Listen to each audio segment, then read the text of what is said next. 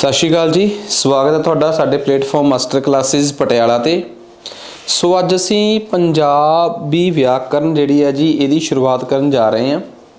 एक बड़ा important subject आ। जदों असीं पंजाब दे पेपरां दी गल करिए, चाहे असीं पंजाब पुलिस दी गल करिए, चाहे असीं P++ दी गल करिए जां होर कोई अदारा PPSC नूं छड्ड के पेपर कंडक्ट करे तां बहुत वड्डी संभावना बनदी है कि पंजाबी ग्रामर आउंदी है। तो बच्चों की एक शिकायत होंदी है कि असीं ये ग्रामर किवें करिए ते इहदा की हल कढ़िया जा सकदा है। सो उस एक निक्की जी कोशिश नाल असीं अज स्टार्ट करन जा रहे हैं साडा अज दा टॉपिक व्याकरण वाला पार्ट। ठीक है। सो सब तो पहला जिहड़ा साडा सब तो पहला पार्ट असीं कवर करांगे वो आ साडा भाषा जां बोली। ठीक है ना। भाषा बेसिकली की है, एक लैंगुएज की होंदी है ते एक बोली एक डायलैक्ट की होंदा है। ठीक है ना। जिन्हों असीं भाषा नूं बोली नूं असीं उपभाषा भी कह दिंदे आ। जे असीं भाषा की गल करिए तो साडे वास्ते उहदे लई अंग्रेजी च शब्द आ लैंगुएज, ते जे असीं बोली की गल करिए जां उपभाषा की गल करिए उहदे वास्ते साडे कोल अंग्रेजी च एक लफज आ डायलैक्ट। ठीक है। कि जिवें सपोज करो कि इन्हां दोवां दे विच ही अज असीं मुੱਢਲਾ फर्क समझना है। ठीक है। फिर उस तो बाद असीं ये समझना है कि भाषा का विकास हुंदा किवें है। उस तो थोड़ी जी पहलां असीं ये समझांगे कि भाषा नूं कदों असीं राज भाषा कहने आ, कदों राष्ट्री भाषा कहने आ, कदों अंतरराष्ट्री भाषा कहने आ।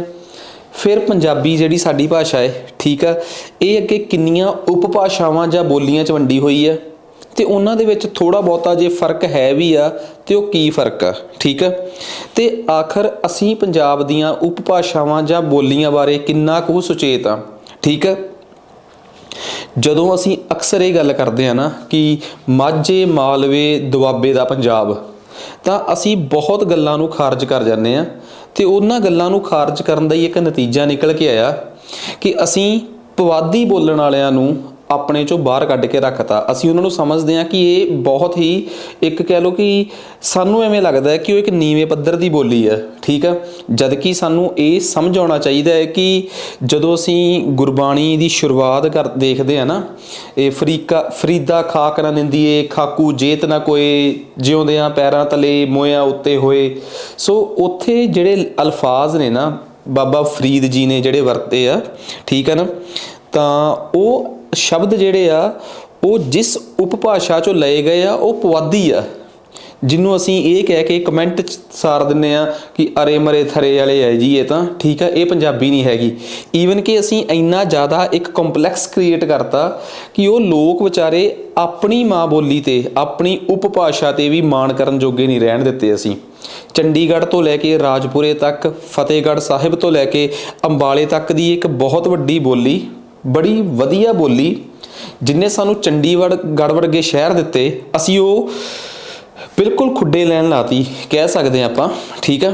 तो मेरे कहण दा मतलब ये आ कि अज दे लैक्चर तो बाद असीं ये समझण दी कोशिश करांगे कि साडीआं उपभाषावां जिहड़ियां ने जां साडीआं बोलियां ने जां साडे डायलैक्ट्स ने जिहड़े आखिर ये इस तरीके नाल किवें हो गए, क्यों नहीं साडे भाषा विभाग, ठीक है ना, इस चीज़ नूं साਂਭ सके। जां भाषा के नाँ ते सोच के देखो कि दुनिया च भाषा के नाँ ते हैब्रू यूनीवर्सिटी इजराइल तो बाद एक पंजाबी यूनीवर्सिटी ही एक यूनीवर्सिटी है जिहड़ी भाषा के नाँ ते एक यूनीवर्सिटी का रूप है, पर फिर भी वो पंजाबी भाषा नूं लैके की उपराले कर सकी है। ठीक है।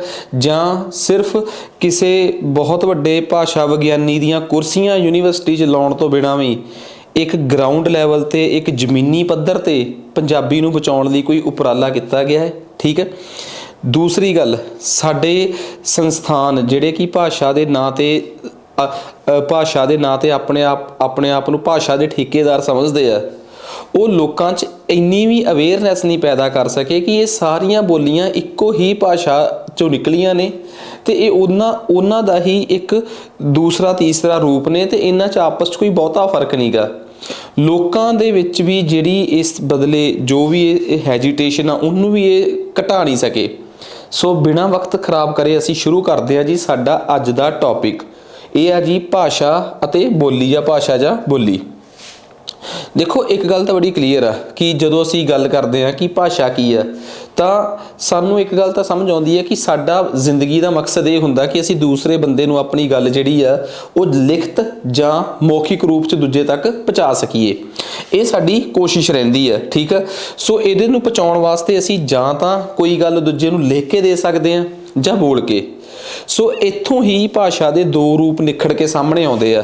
ਜਿਵੇਂ ਇੱਕ ਹੁੰਦਾ ਜੀ ਆਪਣੇ ਕੋਲ ਮੌਖਿਕ ਜਾਂ ਬੋਲਚਾਲ ਦੀ ਭਾਸ਼ਾ, ਤੇ ਦੂਜੀ ਹੁੰਦੀ ਹੈ ਸਾਡੇ ਕੋਲ ਲਿਖਤ ਜਾਂ ਸਾਹਿਤਿਕ ਭਾਸ਼ਾ, ਜਿਹਦੇ 'ਚ ਸਾਡਾ ਲਿਟਰੇਚਰ ਹੁੰਦਾ ਹੈ ਜਾਂ ਸਾਡੀਆਂ ਲਿਖਤੀ ਭਾਸ਼ਾ, ਜਿਹਦੇ 'ਚ ਕਿ ਅੱਗੇ ਜਿਹੜੀ ਕਿ ਦਫ਼ਤਰਾਂ 'ਚ ਵੀ ਚੱਲਦੀ ਆ, ਠੀਕ ਆ।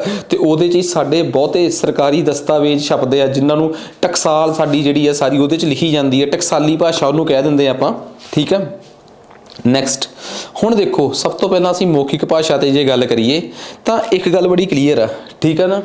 ਜਦੋਂ ਕਿ ਮੈਨੂੰ ਕਿਵੇਂ ਕਵੇ ਕਿ ਬਈ ਹਾਂ ਬਈ ਕਿੱਧਰ ਨੂੰ ਮੂੰਹ ਚੱਕਿਆ, ਤਾਂ ਮੇਰਾ ਮਤਲਬ ਇਹ ਆ ਕਿ ਮੈਂ ਇਹ ਕਿਸੇ ਨੂੰ ਕਹਿਦਾ ਕਿ ਹਾਂ ਬਈ ਕਿੱਧਰ ਨੂੰ ਮੂੰਹ ਚੱਕਿਆ। ਮੈਂ ਕਿਸੇ ਨੂੰ ਬੁਲਾਇਆ ਤਾਂ ਮੈਨੂੰ ਲੱਗਦਾ ਕਿ ਅਗਲੇ ਬੰਦੇ ਨੂੰ ਮੇਰੀ ਗੱਲ ਤਾਂ ਸਮਝ ਆ ਗਈ। ਬੋਲ ਕੇ ਮੈਂ ਆਪਣਾ ਮੈਸੇਜ, ਮੈਂ ਆਪਣੀ ਗੱਲ ਦੂਸਰੇ ਤੱਕ ਕਨਵੇ ਕਰਤੀ, ਆਪਣੀ ਗੱਲ ਦੂਸਰੇ ਤੱਕ ਪਹੁੰਚਾਤੀ। ਪਰ ਇੱਕ ਸਮੱਸਿਆ ਆ ਗਈ ਇਹਦੇ 'ਚ। ਸਮੱਸਿਆ ਕੀ ਆਈ ਹੈ? ਸਮੱਸਿਆ ਇਹ ਆਈ ਹੈ ਕਿ ਇਸ ਭਾਸ਼ਾ ਦੇ ਵਿੱਚ ਜਾਂ ਇਸ ਕਹੀ ਹੋਈ ਲਾਈਨ ਦੇ ਵਿੱਚ ਵਿਆਕਰਨ ਕਿਸੇ ਵੀ ਤਰੀਕੇ ਦੀ ਮੌਜੂਦ ਨਹੀਂ ਸੀ। ਕਿੱਧਰ ਮੂੰਹ ਚੱਕਿਆ, ਮੈਂ ਇਹ ਕਹਿ ਸਕਦਾ ਸੀਗਾ ਕਿ ਤੁਸੀਂ ਕਿਸ ਤਰਫ ਜਾ ਰਹੇ ਹੋ ਜਾਂ ਤੁਸੀਂ ਕਿਸ ਦਿਸ਼ਾ ਵੱਲ ਜਾ ਰਹੇ ਹੋ, ਠੀਕ ਆ। ਤੇ ਉਹਨੂੰ ਆਪਾਂ ਬਿਨਾਂ ਠੀਕ ਆ, ਤਾਂ ਇਹ ਇੱਕ ਲਿਖਤ ਭਾਸ਼ਾ ਨੂੰ ਬੋਲ ਕੇ ਦੱਸਿਆ ਗਿਆ ਹੈ। ਤਾਂ ਮੌਖਿਕ ਭਾਸ਼ਾ ਜਿਹੜੀ ਹੈ ਜਿਹਨੂੰ ਤੁਸੀਂ ਬੋਲ ਕੇ ਦੂਜੇ ਤੱਕ ਕਨਵੇ ਕਰਦੇ ਹੋ, ਇਹਦੀ ਕੋਈ ਬਹੁਤੀ ਗਰੰਟੀ ਨਹੀਂ ਹੁੰਦੀ, ਇਹਦੀ ਕੋਈ ਬਹੁਤੀ ਗਰੰਟੀ ਨਹੀਂ ਹੁੰਦੀ ਕਿ ਤੁਸੀਂ ਇਹਨੂੰ ਕਿ ਇਹਦੇ 'ਚ ਵਿਆਕਰਨ ਹੋਵੇ। ਇਹ ਵਿਆਕਰਨ ਦੇ ਨਿਯਮਾਂ 'ਚ ਨਹੀਂ ਵੱਜੀ ਹੁੰਦੀ। ਤੁਸੀਂ ਮੋਬਾਈਲ 'ਤੇ ਜਦੋਂ ਬੋਲਦੇ ਹੋ, ਠੀਕ ਆ ਨਾ, ਤਾਂ ਉਹ ਇੱਕ ਮੌਖਿਕ ਭਾਸ਼ਾ ਹੈ। ਤੁਸੀਂ ਜਦੋਂ WhatsApp 'ਤੇ ਚੈਟ ਵੀ ਕਰਦੇ ਹੋ ਨਾ, ਜਾਂ ਤੁਸੀਂ ਟੈਲੀਗ੍ਰਾਮ 'ਤੇ, WhatsApp 'ਤੇ ਜਾਂ ਹੋਰ ਸੋਸ਼ਲ ਨੈਟਵਰਕਿੰਗ ਸਾਈਟਸ 'ਤੇ ਜਦੋਂ ਤੁਸੀਂ ਕਿਸੇ ਨਾਲ ਚੈਟ ਕਰਦੇ ਹੋ, ਤਾਂ ਉਹ ਮੌਖਿਕ ਭਾਸ਼ਾ ਦਾ ਹੀ ਲਿਖਿਆ ਹੋਇਆ ਰੂਪ ਆ, ਉਹ ਆਪਣੇ ਆਪ 'ਚ ਲਿਖਤ ਭਾਸ਼ਾ ਨਹੀਂ ਹੈਗੀ, ਠੀਕ ਆ। ਜਦੋਂ ਤੁਸੀਂ ਬਿਕੋਜ਼ ਨੂੰ BCOZ ਪਾ ਦਿੰਦੇ ਹੋ ਤਾਂ ਉਹ ਕੋਈ ਵਿਆਕਰਨ ਨਾਲ ਸੰਪੂਰਨ ਭਾਸ਼ਾ ਥੋੜ੍ਹਾ ਹੈ। ਅਤੇ ਲਿਖਤ ਭਾਸ਼ਾ ਦੀ ਸਭ ਤੋਂ ਵੱਡੀ ਸ਼ਰਤ ਹੀ ਇਹ ਹੈ ਕਿ ਉਹ ਵਿਆਕਰਨ ਦੇ ਨਿਯਮਾਂ 'ਚ ਬੱਝੀ ਹੋਈ ਹੁੰਦੀ ਹੈ। ਸੋ ਜਿਹੜੀ ਸਾਡੀ ਚੈਟ ਦੀ ਭਾਸ਼ਾ ਨਾ, ਉਹ ਬੇਸ਼ੱਕ ਮੌਖਿਕ ਭਾਸ਼ਾ ਦਾ ਹੀ ਇੱਕ ਲਿਖਿਆ ਹੋਇਆ ਰੂਪ ਆ। ਸੋ ਮੌਖਿਕ ਭਾਸ਼ਾ ਤੇ ਲਿਖਤ ਭਾਸ਼ਾ 'ਚ ਇਹ ਮਤਲਬ ਨਹੀਂਗਾ ਕਿ ਕਿਸੇ ਗੱਲ ਨੂੰ ਬੋਲਤਾ ਤੇ ਉਹ ਮੌਖਿਕ ਭਾਸ਼ਾ, ਕਿਸੇ ਗੱਲ ਨੂੰ ਲਿਖਤਾ ਤੇ ਉਹ ਲਿਖਤ ਭਾਸ਼ਾ। ਮੌਖਿਕ ਭਾਸ਼ਾ ਉਹ ਆ ਜਿਹੜੀ ਨਿੱਤ ਵਰਤੋਂ 'ਚ ਆਉਣ ਵਾਲੀ ਭਾਸ਼ਾ ਹੈ। ਇਹਦੇ 'ਚ ਅਸੀਂ ਅੱਧੇ ਅਧੂਰੇ ਵਾਕ ਵੀ ਬੋਲਦੇ ਹਾਂ। ਜਿਵੇਂ ਆਪਾਂ ਰਾਹ 'ਚ ਜਾਂਦੇ ਨੂੰ ਕਿਸੇ ਨੂੰ ਪੁੱਛ ਲਈਏ ਕਿ ਤੁਹਾਡਾ ਕੀ ਹਾਲ ਚਾਲ ਹੈ, ਜਾਂ ਇਹਦਾ ਅੱਧ ਅਧੂਰਾ ਜਿਹਾ ਵਾਕ ਹੀ ਬੋਲ ਕੇ ਕੰਮ ਚਲਾ ਦਈਏ, ਹੋਰ ਬਈ ਕਿੱਦਾਂ। ਇਹ ਹੁੰਦੀ ਆ ਜੀ ਮੌਖਿਕ ਭਾਸ਼ਾ। ਸੋ ਸਭ ਤੋਂ ਪਹਿਲਾਂ ਨਿਯਮ ਤਾਂ ਮੈਂ ਤੁਹਾਨੂੰ ਕਲੀਅਰ ਕਰਤਾ। ਇਹਦੇ 'ਚ ਇੱਕ ਚੀਜ਼ ਹੋਰ ਬੜੀ ਕਲੀਅਰ ਆ ਕਿ ਬਹੁਤਾ ਜਿਹੜਾ ਇਨਸਾਨ ਜਦੋਂ ਕਿਸੇ ਨੂੰ ਮੌਖਿਕ ਰੂਪ 'ਚ ਬੁਲਾਉਂਦਾ ਹੈ ਨਾ, ਤਾਂ ਉਹ ਅੱਧਿਓਂ ਜ਼ਿਆਦਾ ਗੱਲ ਜਾਂ ਅੱਧ ਦੇ ਬਰਾਬਰ ਦੀ ਗੱਲ ਤਾਂ ਇਸ਼ਾਰਿਆਂ 'ਚ ਵੀ ਕਹਿ ਦਿੰਦਾ ਕਿ ਹੋਰ ਬਈ ਠੀਕ ਆ, ਬਸ ਆਹੀ ਆ, ਠੀਕ ਆ। ਇਸ਼ਾਰਾ ਵੀ ਇੱਕ ਨਾ ਜਿਹੜਾ ਤੁਹਾਡਾ ਹੈ ਉਹ ਵੀ ਇਹਦੇ 'ਚ ਮਤਲਬ ਕਿ ਇੱਕ ਰੋਲ ਅਦਾ ਕਰਦਾ ਹੈ। ਸੋ ਇਹ ਇੱਕ ਆਪਣੇ ਆਪ 'ਚ ਇੱਕ ਗੱਲ ਬਹੁਤ ਇੰਪੋਰਟੈਂਟ ਹੈ ਜਿਹੜੀ ਕਿ ਸਾਨੂੰ ਪਤਾ ਹੋਣੀ ਚਾਹੀਦੀ ਹੈ। ਗੱਲ ਕਰਦੇ ਹਾਂ ਲਿਖਤ ਭਾਸ਼ਾ ਦੀ, ਠੀਕ ਹੈ, ਜਿਹਨੂੰ ਆਪਾਂ ਲਿਖਤੀ ਭਾਸ਼ਾ ਕਹਿੰਦੇ ਹਾਂ।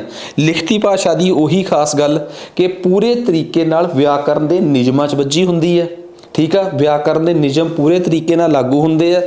ਤੇ ਜਿਵੇਂ ਆਪਾਂ ਕਹਿ ਦਿੰਦੇ ਨਾ ਕਿ ਕਿਸੇ ਚੀਜ਼ ਨੂੰ ਵਿਹੜਾ ਸੁੰਬਰਦੇ ਆਪਾਂ, ਜਦੋਂ ਆਪਾਂ ਸਫਾਈ ਕਰਦੇ ਹਾਂ, ਮਾਂਜਦੇ ਹਾਂ ਕਿਸੇ ਚੀਜ਼ ਨੂੰ, ਜਾਂ ਮਾਂਜੇ ਨਾਲ ਤਾਂ ਝਾੜੂ ਨਾਲ ਆਪਾਂ ਕਿਸੇ ਵਿਹੜੇ ਨੂੰ ਸਾਫ਼ ਕਰਦੇ ਹਾਂ, ਤਾਂ ਉਸ ਤਰੀਕੇ ਨਾਲ ਇਹ ਆਪਣੇ ਆਪ 'ਚ ਇੱਕ ਮਾਂਝੀ ਸਵਾਰੀ ਭਾਸ਼ਾ ਹੁੰਦੀ ਹੈ।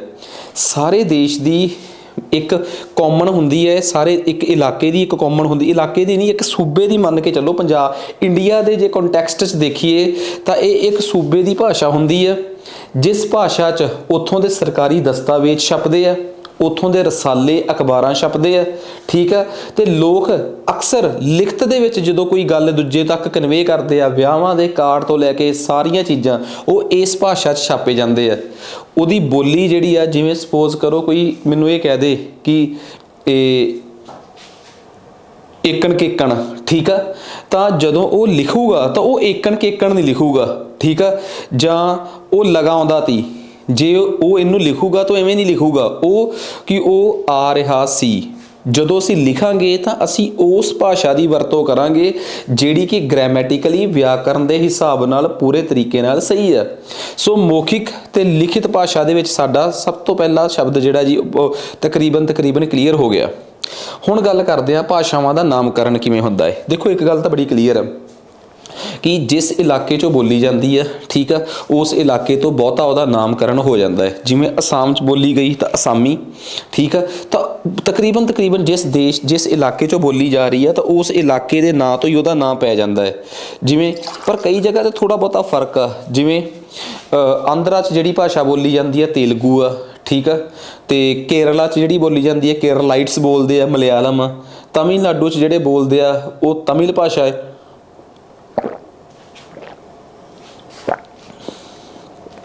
ਨੇਪਾਲ ਵਾਲਿਆਂ ਦੀ ਨੇਪਾਲੀ ਆ, ਅਸਾਮ ਵਾਲਿਆਂ ਦੀ ਅਸਾਮੀ ਆ, ਰਾਜਸਥਾਨ ਦੀ ਰਾਜਸਥਾਨੀ ਆ, ਠੀਕ ਆ। ਸੋ ਇਹ ਭਾਸ਼ਾਵਾਂ ਜਿਹੜੀਆਂ ਨੇ ਬਹੁਤੀਆਂ ਦਾ ਨਾਮ ਉਹਨਾਂ ਦੇ ਸੂਬੇ ਦੇ ਨਾਂ 'ਤੇ ਹੀ ਪੈ ਜਾਂਦਾ, ਜਾਂ ਜਿਸ ਇਲਾਕੇ 'ਚੋਂ ਡੋਮੀਨੇਟਿੰਗ ਨੇ ਮੂਹਰੇ ਆਉਂਦੀਆਂ। ਹੁਣ ਇਹਨਾਂ ਭਾਸ਼ਾਵਾਂ ਦਾ ਭਾਰਤ ਦੇ ਸੰਵਿਧਾਨ 'ਚ ਕੀ ਦਰਜ ਹੈ? ਜਦੋਂ ਭਾਰਤ ਦਾ ਸੰਵਿਧਾਨ 1950 ਦੇ ਗੇੜ 'ਚ ਲਿਖਿਆ ਗਿਆ ਨਾ, ਤਾਂ ਉਦੋਂ ਭਾਰਤ ਦੇ ਸੰਵਿਧਾਨ ਦੇ ਵਿੱਚ 14 ਭਾਸ਼ਾਵਾਂ ਨੂੰ ਸੰਵਿਧਾਨ ਦੀਆਂ 8ਵੀਂ ਸੂਚੀ ਦੇ ਵਿੱਚ ਲਿਖਿਆ ਗਿਆ ਸੀ। ਸੰਵਿਧਾਨ ਦੀਆਂ ਕੁਝ ਖਾਸ ਗੱਲਾਂ ਸੰਵਿਧਾਨ ਦੇ ਸਾਈਡ 'ਤੇ ਉਹਦੀ ਸੂਚੀ 'ਚ ਲਿਖ ਦਿੱਤੀਆਂ ਗਈਆਂ। 8ਵੀਂ ਸੂਚੀ 'ਚ ਭਾਰਤ ਦੇ ਸੰਵਿਧਾਨ ਦੀ 8ਵੀਂ ਸੂਚੀ 'ਚ ਭਾਸ਼ਾਵਾਂ ਦਾ ਜ਼ਿਕਰ ਹੈ। ਸੋ 14 ਭਾਸ਼ਾ ਉੱਥੇ ਲਿਖੀਆਂ ਗਈਆਂ ਅਤੇ ਸਮੇਂ ਦੇ ਨਾਲ ਲੋੜ ਪੈਂਦੀ ਗਈ ਅਤੇ ਹੁਣ ਉਹਨਾਂ ਦੀ ਗਿਣਤੀ ਵੱਧ ਕੇ 22 ਹੋ ਗਈ ਹੈ। ਪੰਜਾਬੀ ਉਹਨਾਂ 14 ਭਾਸ਼ਾਵਾਂ ਵਿੱਚੋਂ ਵੀ ਇੱਕ ਸੀਗੀ ਜਿਹੜੀਆਂ ਸ਼ੁਰੂ 'ਚ ਲਿਖੀਆਂ ਸੀਗੀਆਂ, ਅਤੇ ਉਸ ਤੋਂ ਬਾਅਦ 22 'ਚ ਤਾਂ ਪੰਜਾਬੀ ਨੇ ਆਉਣਾ ਹੀ ਸੀ। ਹੁਣ ਅੰਗਰੇਜ਼ੀ ਅਤੇ ਰਾਜਸਥਾਨੀ ਇਹਨਾਂ ਦਾ ਲਗਾਤਾਰ ਜ਼ੋਰ ਲੱਗ ਰਿਹਾ ਹੈ ਕਿ ਅਸੀਂ ਵੀ ਆਪਣੇ ਆਪ ਨੂੰ ਸੰਵਿਧਾਨ ਦੀ ਸੂਚੀ ਦੇ ਵਿੱਚ ਸ਼ਾਮਲ ਕਰਵਾ ਲਈਏ। 14 ਤੋਂ ਜੇ ਅੱਜ 22 ਹੋਈਆਂ ਤਾਂ ਇਹਦਾ ਮਤਲਬ 8 ਤਾਂ ਵਧੀਆ ਹੀ ਆ ਨਾ। ਸੋ ਇੰਨੇ ਵੀ ਇੱਕ ਕੋਸ਼ਿਸ਼ ਚੱਲ ਰਹੀ ਹੈ। ਨੈਕਸਟ ਉਸ ਤੋਂ ਬਾਅਦ ਹੁਣ ਇੱਕ ਭਾਸ਼ਾ ਨੂੰ ਦਰਜਾ ਕਿਵੇਂ ਦਿੱਤਾ ਜਾਂਦਾ ਹੈ, ਇੱਕ ਭਾਸ਼ਾ ਦਾ ਦਰਜਾ ਕਿਵੇਂ ਤੈਅ ਹੁੰਦਾ ਹੈ। ਸਭ ਤੋਂ ਪਹਿਲਾਂ ਜੇ ਅਸੀਂ ਗੱਲ ਕਰੀਏ ਮਾਤ ਭਾਸ਼ਾ ਦੀ, ਠੀਕ ਆ, ਜਿਹੜੀ ਕਿ ਅਸੀਂ ਆਪਣੇ ਪਰਿਵਾਰ ਤੋਂ ਸਿੱਖਦੇ ਹਾਂ। ਜਿਵੇਂ ਕੋਈ ਮੈਨੂੰ ਇਹ ਕਵੇ ਕਿ ਯਾਰ ਤੇਰੀ ਬੋਲੀ ਜਿਹੜੀ ਆ, ਠੀਕ ਆ, ਮਦਰ ਲੈਂਗੁਏਜ ਜਿਹੜੀ ਆ ਉਹ ਤੇਰੀ ਮਦਰ ਟੰਗ ਆ, ਜਿਹੜੀ ਉਹ ਤੇਰੀ ਪੰਜਾਬੀ ਆ। ਕਿਉਂ? ਜਦੋਂ ਮੈਂ ਛੋਟਾ ਤੋਂ ਵੱਡਾ ਹੋ ਰਿਹਾ ਸੀ ਤਾਂ ਮੇਰੇ ਘਰ 'ਚ ਜਿਹੜੀ ਬੋਲੀ, ਮੇਰੇ ਆਂਢ ਗੁਆਂਢ 'ਚ ਆਲੇ ਦੁਆਲੇ 'ਚ ਜਿਹੜੀ ਬੋਲੀ ਗਈ ਆ ਉਹ ਮੇਰੀ ਮਾਤ ਭਾਸ਼ਾ ਹੁੰਦੀ ਆ। ਉਸ ਤੋਂ ਬਾਅਦ ਰਾਜ ਭਾਸ਼ਾ, ਠੀਕ ਆ, ਕਿਸੇ ਵੀ ਇੱਕ ਸੂਬੇ ਦੀ ਆਪਣੀ ਇੱਕ ਵੱਖਰੀ ਰਾਜ ਭਾਸ਼ਾ ਹੋ ਸਕਦੀ ਹੈ। ਜਿਵੇਂ ਜੇ ਅਸੀਂ ਪੰਜਾਬ ਦੀ ਗੱਲ ਕਰੀਏ, ਕਿਸੇ ਵੇਲੇ ਪੰਜਾਬ 'ਚ ਪੁਰਾਣੇ ਟਾਈਮ 'ਚ ਜਦੋਂ ਸਾਡੇ ਦੇਸ਼ 'ਚ ਸਲਤਨਤ ਦਾ ਰਾਜ ਸੀਗਾ, ਦਿੱਲੀ ਦੇ ਸੁਲਤਾਨ ਸੀਗੇ, ਉਸ ਟਾਈਮ ਸਾਡੇ ਦੇਸ਼ 'ਚ ਪਰਸ਼ੀਅਨ ਜਿਹੜੀ ਸੀਗੀ, ਫਾਰਸੀ ਜਿਹੜੀ ਸੀ, ਉਹ ਇੱਕ ਰਾਜ ਭਾਸ਼ਾ ਰਹੀ। ਫਿਰ ਉਸ ਤੋਂ ਬਾਅਦ ਉਰਦੂ ਰਾਜ ਭਾਸ਼ਾ ਦੇ ਰੂਪ 'ਚ ਉੱਭਰ ਕੇ ਸਾਹਮਣੇ ਆਈ। ਫਿਰ ਉਸ ਤੋਂ ਬਾਅਦ ਪੰਜਾਬੀ ਪੰਜਾਬ ਦੀ ਰਾਜ ਭਾਸ਼ਾ ਬਣੀ। ਅਤੇ ਮੈਂ ਤੁਹਾਨੂੰ ਇਹ ਵੀ ਗੱਲ ਦੱਸਦਾ ਕਿ 1966 ਦੇ ਵਿੱਚ ਪੰਜਾਬ ਜਿਹੜਾ ਸੀਗਾ ਉਹ ਟਰਾਈਫੈਕਚਰ ਹੋ ਗਿਆ, 3 ਹਿੱਸਿਆਂ 'ਚ ਵੰਡਿਆ ਗਿਆ ਸੀ 1966 ਦੀ 1 ਨਵੰਬਰ ਨੂੰ। ਜਦੋਂ 1966 ਦੀ 1 ਨਵੰਬਰ ਨੂੰ ਪੰਜਾਬ ਵੰਡਿਆ ਗਿਆ ਨਾ, ਤਾਂ ਉਸ ਤੋਂ ਬਾਅਦ 1967 ਦੇ ਫਰਵਰੀ 'ਚ ਜਦੋਂ ਚੋਣਾਂ ਹੋਈਆਂ ਤਾਂ ਉਹ ਚੋਣਾਂ ਅਕਾਲੀ ਦਲ ਜਿੱਤਦਾ ਹੈ। ਜਦੋਂ 1967 ਦੀਆਂ ਚੋਣਾਂ, ਜਿਹੜੇ ਸਾਲ ਪੰਜਾਬ ਦੇ ਟੋਟੇ ਹੋਏ ਜਾਂ ਵੰਡਿਆ ਗਿਆ ਪੰਜਾਬ, ਅਗਲੇ ਸਾਲ ਜਦੋਂ ਪੰਜਾਬ ਦੀਆਂ ਚੋਣਾਂ ਹੋਈਆਂ ਤਾਂ ਪਹਿਲੀ ਵਾਰ ਅਕਾਲੀ ਪਾਰਟੀ ਜਿੱਤ ਕੇ ਸਾਹਮਣੇ ਆਈ ਅਤੇ ਜਸਟਿਸ ਗੁਰਨਾਮ ਸਿੰਘ ਇਹਨਾਂ ਦੇ ਪਹਿਲੇ ਅਕਾਲੀ ਮੁੱਖ ਮੰਤਰੀ ਬਣੇ। ਅਤੇ ਉਹਨਾਂ ਨੇ ਆਪਣੀ ਕਮਿਟਮੈਂਟ ਕਰਤੀ ਹੋਈ ਸੀਗੀ, ਠੀਕ ਆ, ਉਹ ਅਤੇ ਫਿਰ ਉਸ ਤੋਂ ਬਾਅਦ ਲਛਮਣ ਸਿੰਘ ਗਿੱਲ, ਇਹ ਸਾਰੇ ਅਕਾਲੀ ਮੁੱਖ ਮੰਤਰੀ ਰਹੇ ਆ, ਠੀਕ ਆ। ਇਹਨਾਂ ਦੀ ਕੋਸ਼ਿਸ਼ ਨਾਲ 1967 'ਚ ਪੰਜਾਬ ਦੇ ਵਿੱਚ ਪੰਜਾਬੀ ਭਾਸ਼ਾ ਨੂੰ ਪੰਜਾਬ ਦੀ ਵਿਧਾਨ ਸਭਾ ਤੋਂ ਮਤਾ ਪਾਸ ਕਰਾ ਕੇ ਕਾਨੂੰਨ ਦੇ ਰੂਪ ਦੇ ਵਿੱਚ ਪੰਜਾਬ ਦੀ ਰਾਜ ਭਾਸ਼ਾ ਡਿਕਲੇਅਰ ਕਰ ਦਿੱਤਾ ਗਿਆ। ਸੋ ਉਹ ਪੰਜਾਬ ਦੀ ਰਾਜ ਭਾਸ਼ਾ ਬਣੀ। ਪਰ ਮੈਂ ਇੱਕ ਗੱਲ ਦੱਸਦਾ, ਉਸ ਤੋਂ ਬਾਅਦ ਵੀ ਜਿਹੜੇ ਸਰਕਾਰੀ ਅਫਸਰ ਸੀਗੇ ਉਹ ਸ਼ਾਇਦ ਇਸ ਭਾਸ਼ਾ 'ਚ ਕੰਮ ਕਰਨ ਨੂੰ ਲੈ ਕੇ ਹਜੇ ਪੂਰੇ ਤਰੀਕੇ ਨਾਲ ਕੰਫਰਟੇਬਲ ਨਹੀਂ ਸੀ।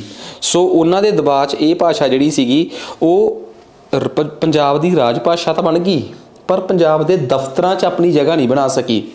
ਫਿਰ ਉਸ ਤੋਂ ਬਾਅਦ ਪੰਜਾਬ 'ਚ ਇੱਕ ਖਾੜਕੂਵਾਦ ਦਾ ਦੌਰ ਆ ਗਿਆ। ਫਿਰ ਉਸ ਦੌਰ ਨੂੰ ਹਟਦੇ ਨੂੰ 1990-92, ਵੈਸੇ ਤਾਂ ਉਹ ਦੌਰ ਜਿਹੜੇ ਦੇਖਿਆ ਜਾਵੇ, ਜੇ ਅਸੀਂ ਪੁਲਿਸ ਦੇ ਚਸ਼ਮੇ 'ਚੋਂ ਦੇਖੀਏ ਤਾਂ ਕਹਿੰਦੇ ਆ ਕਿ ਉਹ ਦੌਰ 2001-2 ਤੱਕ ਵੀ ਰਿਹਾ, ਠੀਕ ਆ, ਖਾੜਕੂਵਾਦ। ਬਟ 1995 ਤੋਂ ਬਾਅਦ ਉਹਦੇ 'ਤੇ ਇੱਕ ਕਹਿ ਲਓ ਕਿ ਠੱਲ ਪੈਣੀ ਸ਼ੁਰੂ ਹੋ ਗਈ। 1992 'ਚ ਭਾਰਤ 'ਚ ਪੰਜਾਬ 'ਚ ਬੇਅੰਤ ਸਿੰਘ ਦੀ ਸਰਕਾਰ ਆਉਂਦੀ ਆ, ਅਤੇ ਉਹਦੇ ਤੋਂ ਬਾਅਦ ਇੱਕ ਦਬਾਅ ਦੇ ਤਹਿਤ, ਜਾਂ ਕਹਿ ਲਓ ਲੋਕਾਂ ਦੀ ਅਵੇਅਰਨੈਸ ਸੀਗੀ ਕਿ ਲੋਕਾਂ ਨੇ ਦਬਾਅ ਪਾਇਆ, ਅਤੇ 1992 'ਚ ਪੰਜਾਬੀ ਨੂੰ ਪੰਜਾਬ ਦੀ ਦਫ਼ਤਰੀ ਭਾਸ਼ਾ ਦਾ ਵੀ ਦਰਜਾ ਮਿਲ ਗਿਆ। 1967 'ਚ ਪੰਜਾਬ ਦੀ ਰਾਜ ਭਾਸ਼ਾ ਬਣੀ। ਇੱਕ ਵਿਧਾਨ ਸਭਾ ਦੇ ਵਿੱਚ ਵਿਧਾਨਿਕ ਨਿਯਮ ਪਾਸ ਹੋਇਆ, ਠੀਕ ਆ, ਕਾਨੂੰਨ ਪਾਸ ਹੋਇਆ। ਤੇ ਪੰਜਾਬੀ ਭਾਸ਼ਾ ਨੂੰ ਰਾਜ ਭਾਸ਼ਾ ਦਾ ਦਰਜਾ ਕਾਨੂੰਨ 1967 ਪਾਸ ਕੀਤਾ ਗਿਆ। ਫਿਰ ਉਸ ਤੋਂ ਬਾਅਦ 1992 'ਚ ਇਹ ਦਫ਼ਤਰੀ ਭਾਸ਼ਾ ਬਣ ਗਈ। ਸੋ ਮੈਂ ਸਮਝਦਾ ਕਿ ਰਾਜ ਭਾਸ਼ਾ ਨੂੰ ਦੱਸਦੇ ਹੋਏ ਇੱਕ ਜਿੰਨੀ ਜਾਣਕਾਰੀ ਤੁਹਾਡੇ ਨਾਲ ਸਾਂਝੀ ਕਰਨੀ ਬਣਦੀ ਸੀ ਉਹ ਮੈਂ ਜ਼ਰੂਰ ਇੱਥੋਂ ਕੀਤੀ ਹੈ। ਉਸ ਤੋਂ ਬਾਅਦ ਅੱਗੇ ਆ ਗਈ ਜੀ ਆਪਣੇ ਕੋਲ ਰਾਸ਼ਟਰੀ ਭਾਸ਼ਾ। ਤਾਂ ਰਾਸ਼ਟਰੀ ਭਾਸ਼ਾ ਜਿਹੜੀ ਹੈ ਜੀ ਉਹਦੀ ਇੱਕ ਕੋਸ਼ਿਸ਼ ਹੁੰਦੀ ਹੈ ਕਿ ਜਿਹੜੀ ਇੱਕ ਦੇਸ਼ ਨੂੰ ਇੱਕ ਸੂਤਰ 'ਚ ਇੱਕ ਧਾਗੇ 'ਚ ਬੰਨ੍ਹ ਸਕੇ। ਹੁਣ ਇਹ ਵੀ ਇੱਕ ਬੜੀ ਵਧੀਆ ਗੱਲ ਆ। 1947 'ਚ ਸਾਡਾ ਦੇਸ਼ ਆਜ਼ਾਦ ਹੋ ਰਿਹਾ ਸੀਗਾ। ਜਦੋਂ 1947 'ਚ ਜਦੋਂ ਭਾਰਤ ਆਜ਼ਾਦ ਹੋ ਰਿਹਾ ਸੀ ਨਾ, ਉਸ ਟਾਈਮ ਭਾਰਤ ਦੇ ਵਿੱਚ ਹਰ ਕੋਈ ਇਹ ਸੋਚਦਾ ਸੀ ਕਿ ਭਾਰਤ ਦੀ ਰਾਸ਼ਟਰੀ ਭਾਸ਼ਾ ਕਿਹੜੀ ਹੋਣੀ ਚਾਹੀਦੀ ਹੈ। ਆਪਾਂ ਨਹੀਂ, ਮੈਂ ਜਾਂ ਤੁਸੀਂ ਜੇ ਉਦੋਂ ਹੁੰਦੇ ਵੀ ਅਸੀਂ ਕੀ ਸੋਚਣਾ ਸੀਗਾ, ਠੀਕ ਆ। ਸਾਨੂੰ ਤਾਂ ਐਂ ਹੁੰਦਾ ਕਿ ਚੱਲ ਵੀ ਪੜ੍ਹ ਲਿਆ, ਖੇਡ ਲਿਆ, ਸੌਂ ਲਿਆ, ਬਸ ਆਹੀ 3-4 ਕੰਮ ਜੋ ਵੀ ਹੈਗੇ ਆ। ਭਾਰਤ ਦੇ ਜਿਹੜੇ ਉਸ ਟਾਈਮ ਦੇ ਲੀਡਰ ਸੀ ਉਹਨਾਂ ਦੇ ਦਿਲਾਂ 'ਚ ਦਿਮਾਗ 'ਚ ਇਹ ਗੱਲ ਫਿੱਟ ਬੈਠ ਗਈ ਕਿ ਕਿਹੜੀ ਭਾਸ਼ਾ ਬਣਾਈ ਜਾਵੇ। ਮਹਾਤਮਾ ਗਾਂਧੀ ਜਿਹੜੇ ਸੀਗੇ ਉਹ ਹਿੰਦੁਸਤਾਨੀ, ਜਿਹੜੀ ਕਿ ਉਰਦੂ ਤੇ ਹਿੰਦੀ ਦਾ ਸੁਮੇਲ ਸੀਗਾ, ਉਹਨੂੰ ਭਾਰਤ ਦੀ ਰਾਸ਼ਟਰ ਭਾਸ਼ਾ ਬਣਾਉਣਾ ਚਾਹੁੰਦੇ ਸੀ। ਉਹ ਕਹਿੰਦੇ ਸੀ ਇਹ ਸਾਰੇ ਲੋਕਾਂ ਨੂੰ ਆਪਸ ਦੇ ਵਿੱਚ ਇੱਕ ਸੁਰ 'ਚ ਬੰਨ੍ਹ ਦਊਗੀ, ਸੂਤਰ 'ਚ। ਪਰ ਦੱਖਣੀ ਸੂਬਿਆਂ ਦਾ, ਤਾਮਿਲਨਾਡੂ ਤੋਂ ਲੈ ਕੇ ਹੋਰ ਸੂਬਿਆਂ ਦਾ ਦਬਾਅ ਸੀਗਾ ਕਿ ਇਹ ਸਾਡੇ ਵਾਲੇ ਪਾਸੇ ਨੂੰ ਤਾਂ ਨਹੀਂ ਬੰਨ੍ਹ ਸਕਦੀ। ਫਿਰ ਰੌਲਾ ਪਿਆ ਅੰਗਰੇਜ਼ੀ 'ਤੇ। ਫਿਰ ਸਾਰੇ ਸੂਬੇ ਆ ਕੇ ਮੰਨੇ ਕਿ ਆਪਾਂ ਇੱਦਾਂ ਕਰਦੇ ਹਾਂ, ਭਾਰਤ ਦੀ ਕੋਈ ਵੀ ਰਾਸ਼ਟਰੀ ਭਾਸ਼ਾ ਨਹੀਂ ਹੋਊਗੀ, ਕਿਉਂਕਿ ਭਾਰਤ ਦੇ ਵਿੱਚ ਕੋਈ ਇੱਕ ਬੋਲੀ ਪੂਰੇ ਇੱਕ ਸਿਰੇ ਤੋਂ ਦੂਜੇ ਸਿਰੇ ਤੱਕ ਬੋਲੀ ਨਹੀਂ ਜਾਂਦੀ। ਬਹੁਤ ਸਾਰੇ ਰਾਸ਼ਟਰਾਂ ਦੀ ਇੱਕ ਰਾਸ਼ਟਰ ਭਾਸ਼ਾ ਹੁੰਦੀ ਹੈ, ਜਿਵੇਂ ਪਾਕਿਸਤਾਨ ਦੀ ਉਰਦੂ ਆ, ਬਹੁਤੇ ਦੇਸ਼ਾਂ ਦੀ ਅੰਗਰੇਜ਼ੀ ਆ। ਭਾਰਤ ਦੀ ਕੋਈ ਵੀ ਰਾਸ਼ਟਰ ਭਾਸ਼ਾ ਨਹੀਂ ਹੈਗੀ। ਬੜਿਆਂ ਨੂੰ ਹੈਰਾਨਗੀ ਹੋਊਗੀ ਕਿ ਹਾਂ ਹਿੰਦੀ ਹੈਗੀ ਤਾਂ ਹੈ ਆ, ਬਹੁਤ ਮਸ਼ਹੂਰ ਹੋ ਜਾਣਾ ਤੁਹਾਨੂੰ ਰਾਸ਼ਟਰੀ ਭਾਸ਼ਾ ਥੋੜ੍ਹਾ ਬਣਾ ਦਿੰਦਾ ਹੈ। ਭਾਰਤ ਦੀ ਕੋਈ ਵੀ ਰਾਸ਼ਟਰੀ ਭਾਸ਼ਾ ਨਹੀਂ। ਹਾਂ, ਭਾਰਤ ਦੀ ਆਫੀਸ਼ੀਅਲ ਭਾਸ਼ਾ ਜ਼ਰੂਰ ਆ, ਜਿਹਦੇ 'ਚ ਕਿ ਆਫੀਸ਼ੀਅਲ ਕੰਮ ਹੋਣਗੇ, ਉਹ ਹਿੰਦੀ ਅਤੇ ਅੰਗਰੇਜ਼ੀ 2 ਨੇ। ਪਰ ਰਾਸ਼ਟਰੀ ਭਾਸ਼ਾ ਭਾਰਤ ਦੀ ਕੋਈ ਨਹੀਂ। ਦੁਨੀਆ ਦੇ ਬਹੁਤ ਦੇਸ਼ਾਂ ਦੀਆਂ ਰਾਸ਼ਟਰੀ ਭਾਸ਼ਾਵਾਂ ਹੁੰਦੀਆਂ ਨੇ, ਜਿਵੇਂ ਪਾਕਿਸਤਾਨ ਦੀ ਉਰਦੂ ਆ, ਠੀਕ ਆ ਜੀ, ਜਿਹੜੀ ਪੂਰੇ ਦੇਸ਼ ਨੂੰ, ਪੂਰੇ ਰਾਸ਼ਟਰ ਨੂੰ ਇੱਕ ਧਾਗੇ 'ਚ ਪਰੋ ਕੇ ਰੱਖ ਲੇ, ਇੱਕੋ ਮਾਲਾ 'ਚ ਪਰੋ ਦੇ। ਅੰਤਰਰਾਸ਼ਟਰੀ ਭਾਸ਼ਾ ਦੱਸਣ ਦੀ ਲੋੜ ਹੀ ਨਹੀਂ, ਦੁਨੀਆ ਦੇ ਸਾਰੇ ਲੋਕਾਂ ਨੂੰ ਆਪਸ 'ਚ ਜੋੜਨ ਵਾਲੀ ਜਿਹੜੀ ਭਾਸ਼ਾ ਹੈ। ਉਸ ਤੋਂ ਬਾਅਦ ਆ ਗਿਆ ਗੁਪਤ ਭਾਸ਼ਾ, ਜਿਹਨੂੰ ਆਪਾਂ ਕਹਿ ਦਿੰਦੇ ਹਾਂ ਕੋਡ ਵਰਡ ਦੀ ਲੈਂਗੁਏਜ, ਜਿਹਨੂੰ ਕਿ ਇੰਟੈਲੀਜੈਂਸ ਏਜੰਸੀਆਂ ਜਾਂ ਚੋਰ ਜਾਂ ਕ੍ਰਿਮੀਨਲ ਲੋਕ ਜਿਹੜੇ ਆ ਉਹ ਵਰਤਦੇ ਆ। ਉਸ ਤੋਂ ਬਾਅਦ ਆ ਗਈ ਆਪਣੇ ਕੋਲ ਟਕਸਾਲੀ ਭਾਸ਼ਾ। ਟਕਸਾਲੀ ਭਾਸ਼ਾ ਦਾ ਸਿੱਧਾ ਮਤਲਬ ਹੁੰਦਾ ਜਿਹਦੇ 'ਚ ਸਰਕਾਰੀ ਲਿਪੀ ਹੈ, ਜਿਹੜੀ ਮਤਲਬ ਕਿ ਸਰਕਾਰ ਦੀ ਦਫ਼ਤਰਾਂ ਦੀ ਜਿਹੜੀ ਭਾਸ਼ਾ ਨਾ, ਉਹਨੂੰ ਆਪਾਂ ਟਕਸਾਲੀ ਭਾਸ਼ਾ ਕਹਿੰਦੇ ਆ, ਠੀਕ ਆ। ਜਿਹੜੀ ਬਿਲਕੁਲ ਕਲੀਅਰ ਸਾਫ਼ ਸੁਥਰਾ ਰੂਪ ਹੁੰਦੀ ਹੈ, ਬਿਲਕੁਲ ਟਕਸਾਲ, ਮਤਲਬ ਕਿ ਕਹਿ ਲਓ ਕਿ ਜਿੱਥੇ ਕੋਈ ਚੀਜ਼ ਬਿਲਕੁਲ ਆਪਣੇ ਆਪ 'ਚ ਪਿਓਰ ਫਾਰਮ 'ਚ ਬਣਦੇ ਆ, ਉਹਨੂੰ ਆਪਾਂ ਟਕਸਾਲ ਕਹਿੰਦੇ ਆ। ਜਾਂ ਤਾਂ ਆਪਾਂ ਕਹਿ ਦਿੰਦੇ ਹੁੰਦੇ ਆ ਟਕਸਾਲੀ ਲੀਡਰ, ਠੀਕ ਆ। ਉਹ ਟਕਸਾਲੀ ਸ਼ਬਦ ਬਣਿਆ ਹੀ ਇੱਥੋਂ ਆ। ਟਕਸਾਲ ਜਿਹੜਾ ਜੀ ਉਹ ਸ਼ਬਦ ਦਾ ਮਤਲਬ ਹੀ ਇਹ ਆ, ਠੀਕ ਆ। ਸੋ ਕਹਿਣ ਦਾ ਮਤਲਬ ਇਹ ਆ ਕਿ ਸਰਕਾਰੀ ਮਾਧਿਅਮ ਬਿਲਕੁਲ ਜਿਹੜੀ ਸਾਫ਼ ਸੁਥਰੀ ਭਾਸ਼ਾ ਹੈ, ਉਹਨੂੰ ਆਪਾਂ ਟਕਸਾਲੀ ਭਾਸ਼ਾ ਕਹਿ ਕੇ ਚੱਲਦੇ ਆ, ਠੀਕ ਆ। ਤੇ ਓਬਵੀਅਸ ਜੀ ਗੱਲ ਆ, ਪੰਜਾਬ ਦੀਆਂ ਕਈ ਬੋਲੀਆਂ ਦੇ ਵਿੱਚੋਂ ਜਿਹੜੀ ਮੇਨ ਬੋਲੀ ਮਾਝੀ ਆ, ਟਕਸਾਲੀ ਭਾਸ਼ਾ ਉਹਦੇ ਨੇੜੇ ਤੇੜੇ ਆ ਕਿਤੇ। ਸੋ ਮੈਂ ਸਿੱਧੇ ਤੌਰ 'ਤੇ ਇਹ ਨਹੀਂ ਕਹੂੰਗਾ ਕਿ ਮਾਝੀ ਹੀ ਸਾਡੀ ਟਕਸਾਲੀ ਭਾਸ਼ਾ ਹੈ, ਐਵੇਂ ਨਹੀਂ ਹੋ ਸਕਦਾ, ਠੀਕ ਹੈ ਨਾ। ਤੇ ਜੇ ਇਹੀ ਹੁੰਦਾ ਤਾਂ ਸਾਡੇ ਸਰਕਾਰੀ ਦਫ਼ਤਰਾਂ ਦੇ ਲੇਖਾਂ 'ਚ, ਸਰਕਾਰੀ ਦਫ਼ਤਰਾਂ ਦੇ ਵਿੱਚ ਜਿਹੜੀਆਂ ਚਿੱਠੀਆਂ ਛਿਪਦੀਆਂ ਉਹਦੇ 'ਚ ਲਿਖਿਆ ਹੋਣਾ ਸੀਗਾ ਕਿ ਹੋਰ ਭਾਊ ਜੀ ਕੀ ਹਾਲ ਆ, ਸ਼੍ਰੀਮਾਨ ਜੀ ਦੀ ਜਗ੍ਹਾ 'ਤੇ। ਸੋ ਇਹ ਕਹਿ ਸਕਦੇ ਹਾਂ ਕਿ ਮਾਝੀ ਦੇ ਨੇੜੇ ਤੇੜੇ ਹੈਗੀ ਆ ਸਾਡੀ ਟਕਸਾਲੀ ਭਾਸ਼ਾ, ਪਰ ਮਾਝੀ ਨੂੰ ਹੀ ਟਕਸਾਲੀ ਭਾਸ਼ਾ ਅਸੀਂ ਕਿਵੇਂ ਕਲੇਮ ਕਰ ਦਈਏ, ਠੀਕ ਹੈ। ਇਸ ਟਾਈਮ ਪੰਜਾਬ ਨੂੰ ਦੇ ਵਿੱਚ ਜਿਹੜੀਆਂ ਪੰਜਾਬੀ ਭਾਸ਼ਾ ਨੂੰ ਬਚਾਉਣ ਵਾਸਤੇ ਪੂਰੀ ਦੁਨੀਆ 'ਚ ਜੇ 4 ਸੰਸਥਾਨ ਹੈਗੇ ਆ ਕੋਈ ਬੜੇ ਮਸ਼ਹੂਰ, ਪੰਜਾਬੀ ਯੂਨੀਵਰਸਿਟੀ ਪਟਿਆਲਾ, ਠੀਕ ਹੈ ਜੀ, ਜਿਹੜੀ ਕਿ 1962 ਦੇ ਵਿੱਚ ਬਣੀ ਹੈ। ਉਸ ਤੋਂ ਬਾਅਦ ਪੰਜਾਬ ਸਾਹਿਤ ਅਕੈਡਮੀ ਲੁਧਿਆਣਾ 1954 'ਚ ਬਣੀ ਹੈ। ਪੰਜਾਬ ਅਕੈਡਮੀ ਦਿੱਲੀ 1982 'ਚ ਬਣੀ ਹੈ। Jammu and Kashmir academy of art literature and culture, ਇਹ ਵੀ। ਤੇ ਉਸ ਤੋਂ ਬਾਅਦ ਇੱਕ ਆਪਣੀਆਂ Punjab institute of language art and culture Lahore, ਤੇ ਇੱਕ ਪੰਜਾਬੀ ਯੂਨੀਵਰਸਿਟੀ ਪਟਿਆਲਾ। ਇਹ 4-5 ਸੰਸਥਾਨ 1962 'ਚ ਬਣੀ ਹੈ ਜਿਹੜੀ। ਇਹ 4-5 ਸੰਸਥਾਨ ਨੇ ਜਿਨ੍ਹਾਂ ਦਾ ਨਾਮ ਬੜੇ ਪ੍ਰਾਊਡਲੀ ਲਿਆ ਜਾ ਸਕਦਾ ਹੈ, ਜਾਂ ਕਿਹਾ ਜਾ ਸਕਦਾ ਕਿ ਹਾਂ ਪੰਜਾਬੀ ਭਾਸ਼ਾ ਨੂੰ ਲੈ ਕੇ ਜੇ ਕੋਈ ਉਪਰਾਲਾ ਕਿਤੇ ਕੀਤਾ ਜਾ ਰਿਹਾ ਦੁਨੀਆ ਦੇ ਕਿਸੇ ਕੋਨੇ 'ਤੇ ਹੋ ਰਿਹਾ ਤਾਂ ਉਹ ਆਹੀ ਆ। ਸੋ ਉਮੀਦ ਕਰਦਾ ਕਿ ਇਹ ਗੱਲ ਚੰਗੀ ਤਰ੍ਹਾਂ ਸਮਝ ਆ ਗਈ ਹੋਊਗੀ, ਠੀਕ ਹੈ ਜੀ। ਨੈਕਸਟ ਉਸ ਤੋਂ ਬਾਅਦ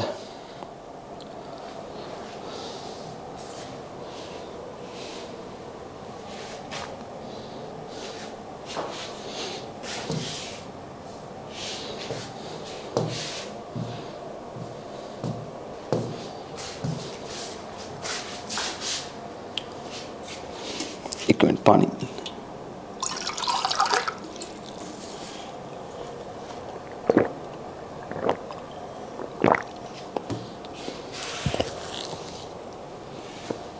हाँ जी, सो सब तो पहला तो असी भाषावां बारे जान लिया, ठीक है।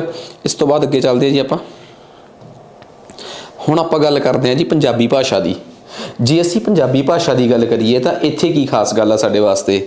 देखो पंजाबी भाषा बारे तो सानू बिल्कुल पता है कि पंजाब की भाषा है, तो पंजाब पुराने समयां तो जदों पंजाब दे विच जे आपां कह लीए जदों इंडस नदी सी, सिंधु नदी, ठीक है, सिंधु तो सिंधु दीयां 5 सहायक नदियां जिन्हां च वो सीगी ब्यास जिन्हों विपासा कहा जाता सीगा, ठीक है, चनाब अस्कनी कहा जाता सीगा, जेलम वितासता कहा जाता सीगा, ब्यास विपासा कहा जाता सीगा, ठीक है। सो ये सारियां नदियां सी जिहड़ियां उस टाइम दियां, तां उन्हां सतुदरी जिन्हों आपां सतलुज नदी कहने अज, ये इन्हां दे वैदिक नाम सी। उदों एक अपनी हड़प जिहड़ी अपनी असी सरस्वती नदी जिहड़ी कि अज दी राजस्थान दे विच जिहड़ी वो वधदा ना अपना घग्गर दरिया, ਉਹਨੂੰ कह दिंदे आ थोड़ा बहुता, तो वो 7 नदियां हो गईयां। 5 ਤਾਂ पंजाब ਦੀਆਂ ਜਿਹੜੀਆਂ ਨਦੀਆਂ ਅੱਜ ਭਾਰਤ ਦੇ ਪਾਕਿਸਤਾਨ ਦੇ ਪੰਜਾਬ 'ਚ ਵਹਿੰਦੀਆਂ ਨੇ, 6ਵੀਂ ਸਿੰਧੂ ਤੇ 7ਵੀਂ ਘੱਗਰ ਜਿਹਨੂੰ ਤੋਂ ਸਰਸਵਤੀ ਕਹਿੰਦਾ ਸੀ, ਤਾਂ ਉਹਨਾਂ ਤੋਂ ਹੀ ਪੰਜਾਬ ਦਾ ਨਾਮ ਜਿਹੜਾ ਸੀਗਾ ਉਹ ਸਪਤ ਸਿੰਧੂ ਪਿਆ, ਠੀਕ ਹੈ। ਸੋ ਉਸ ਤੋਂ ਬਾਅਦ ਪੰਜਾਬ ਨੂੰ ਪੰਚ ਨੰਦ ਵੀ ਕਿਹਾ ਗਿਆ, ਠੀਕ ਹੈ ਨਾ। ਤਾਂ ਇਹਦਾ ਮਤਲਬ ਇਹ ਆ ਕਿ ਪੰਜਾਬ ਦਾ ਜਿਹੜਾ ਨਾਮ ਸੀਗਾ ਉਹ ਬੜੇ ਕਿਸ ਤਰੀਕੇ ਨਾਲ ਨਿਖੜਵੇਂ ਜਿਹੇ ਤਰੀਕੇ ਨਾਲ ਸਾਹਮਣੇ ਆਇਆ, ਠੀਕ ਆ। ਉਸ ਤੋਂ ਬਾਅਦ ਜੇ ਅਸੀਂ ਗੱਲ ਕਰੀਏ ਪੰਜਾਬੀ ਬੋਲੀ ਦੀ, ਠੀਕ ਹੈ ਨਾ, ਤਾਂ ਹੁਣ ਇਹ ਗੱਲ ਤਾਂ ਬੜੀ ਕਲੀਅਰ ਆ ਕਿ ਪੰਜਾਬੀ ਜਿਹੜੀ ਬੋਲੀ ਆ ਨਾ, ਠੀਕ ਆ, ਇਹ ਪਹਿਲਾਂ ਇਸ ਰੂਪ 'ਚ ਨਹੀਂ ਸੀਗੀ। ਸੰਸਕ੍ਰਿਤ ਜਿਹੜੀ ਆ ਜੀ, ਸੰਸਕ੍ਰਿਤ ਤੋਂ ਚੱਲਦੀ ਹੋਈ ਇਹ ਬੋਲੀ ਜਿਹੜੀ ਆ ਉਹ ਇੱਥੋਂ ਤੱਕ ਪਹੁੰਚੀ ਆ, ਠੀਕ ਹੈ। ਤਾਂ ਸੰਸਕ੍ਰਿਤ ਤੋਂ ਪੰਜਾਬੀ ਬੋਲੀ ਜਿਹੜੀ ਆ ਇੱਥੋਂ ਤੱਕ ਦਾ ਸਫ਼ਰ ਕੋਈ ਆਸਾਨ ਨਹੀਂ ਰਿਹਾ। ਤਾਂ ਇਹ ਵੀ ਗੱਲ ਸਾਨੂੰ ਕਲੀਅਰ ਆ। 16ਵੀਂ ਸਦੀ ਦੇ ਨੇੜੇ ਤੇੜੇ ਆਏ ਸੀਗੇ ਆਪਣੇ ਹਾਫਿਜ਼ ਬਰਖਤੁਦਾਰ, ठीक है, जिन्हों ने 17वीं सदी 16वीं कहता मैं, इन्होंने 17वीं सदी च पंजाब की बोली नूं पहली बारी पंजाबी किया। ऑल्दो उस तो पहला भी गुरु अंगद देव ने मतलब कि कह लो कि गुरमुखी लिपि सीगी ना जिहड़ी जिन्हों की बाद च जिस लिपि च पंजाबी लिखी जाती है उन्होंने प्रॉपर तरीके नाल स्टैंडर्डाइज करता सीगा। उस तो पहला भी गुरमुखी लिपि सीगी गुरु अंगद देव तो पहला, पर वो स्टैंडर्डाइज नहीं सीगी, ठीक है ना। सो वो अपने अज दे मॉडिफाइड रूप च नहीं सीगी। पर पहली बार हाफिज जिहड़ा सीगा अपना बरखुदार, ठीक है, इन्हें पहली बार 1662 च पंजाबी नूं पंजाबी नाम नाल बुलाया। आज़ादी तो बाद पंजाबी जिहड़ी है जी वो पाकिस्तान वाले पासे ते भारत वाले पासे दोवें पासे बोली जाती है, ठीक है। सो ये तो बहुत औखी गल है नहीं। सो पाकिस्तान जिहड़ा सीगा वो पश्चिमी पंजाब आ, उत्थों की बोली जिहड़ी है जी वो पश्चिमी पंजाबी हो गई, साडी पूर्वी पंजाबी। ते होया कि ਅਸੀਂ अपनी पंजाबी वास्ते इनू लिखण वास्ते, क्योंकि बोल तो मैं रहा पंजाबी, तो साडा जिहड़ा पाकिस्तानी भरा है पंजाब दा वो भी पंजाबी बोल रहा है। पर समस्या की है, उन्हें उस पंजाबी नू लिखण वास्ते जिहड़ी लिपि वरती है वो वरती है शाहमुखी। मतलब कि उर्दू जिहड़ी बोली लिपि उर्दू की जिहड़ी लिपि है ਉਹਦਾ ही सोधिया होया ਜਾਂ बदलिया होया रूप जिहड़ा सीगा ਉਹਨੂੰ शाहमुखी बना लिया, तो ਉਹਦੇ 'ਚ ही वो अपनी पंजाबी जिहड़ी आ ਉਹਨੂੰ लिखदा है। पूर्वी पंजाब वालियां ने पंजाबी जिहड़ी आ ਉਹਨੂੰ गुरमुखी च लिखिया, ठीक है ना। ਉਹਦੇ वास्ते जिहड़ी स्क्रिप्ट यूज़ की है, जिवें सपोज करो मैं तुहानूं ये कहां कि जी इशारा करके आउणा है जाण दा, तो मैं इशारे वास्ते आ स्क्रिप्ट यूज़ कर ली ਜਾਂ ਐਵੇਂ करके, ठीक है ना। सो ਜਿਹੜੀ स्क्रिप्ट मैं ਜਾਂ ਜਿਹੜੀ लिखत वास्ते चीज़ छापी है ਜਾਂ मैं लिखी है, ठीक है ना, वो बेसिकली है की आ वो सानूं पता होना चाहिए कि पंजाबी पूर्वी पंजाब च अपने वाले पंजाब च चढ़दे पंजाब च जिहड़ी पंजाबी आ, ठीक है ना, वो ਉਹਦੇ ਵਾਸਤੇ ਲਿਪੀ ਜਿਹੜੀ ਆ ਉਹ ਗੁਰਮੁਖੀ ਆ, ਤੇ ਲਹਿੰਦੇ ਪੰਜਾਬ 'ਚ ਪੱਛਮੀ ਪੰਜਾਬ ਦੇ ਵਿੱਚ ਜਿਹੜੀ ਉਹਦੀ ਲਿਪੀ ਆ ਜਿਹਦੇ ਲਿਖਿਆ ਜਾਂਦਾ ਉਹਨੂੰ, ਜਿਹਦੇ 'ਚ ਕਿ ਅਲਫ ਬੇ ਪੇ ਤੇ ਟੇ ਉਹ ਸਾਰਾ ਕੁਝ ਉਹ ਵਰਤਦੇ ਆ ਉਹ, ਠੀਕ ਹੈ ਨਾ। ਤਾਂ ਉਹ ਪੰਜਾਬੀ ਜਿਹੜੀ ਆ ਉਹਦੇ 'ਚ ਆਪਣੀ ਗੁਰਮੁਖੀ ਲਿਪੀ 'ਚ ਨਹੀਂ, ਸ਼ਾਹਮੁਖੀ ਲਿਪੀ ਜਿਹੜੀ ਆ ਉਹਦੇ 'ਚ ਉਹ ਆਪਣੀ ਪੰਜਾਬੀ ਨੂੰ ਲਿਖਣ ਦੀ ਕੋਸ਼ਿਸ਼ ਕਰਦੇ ਆ, ਠੀਕ ਹੈ ਜੀ।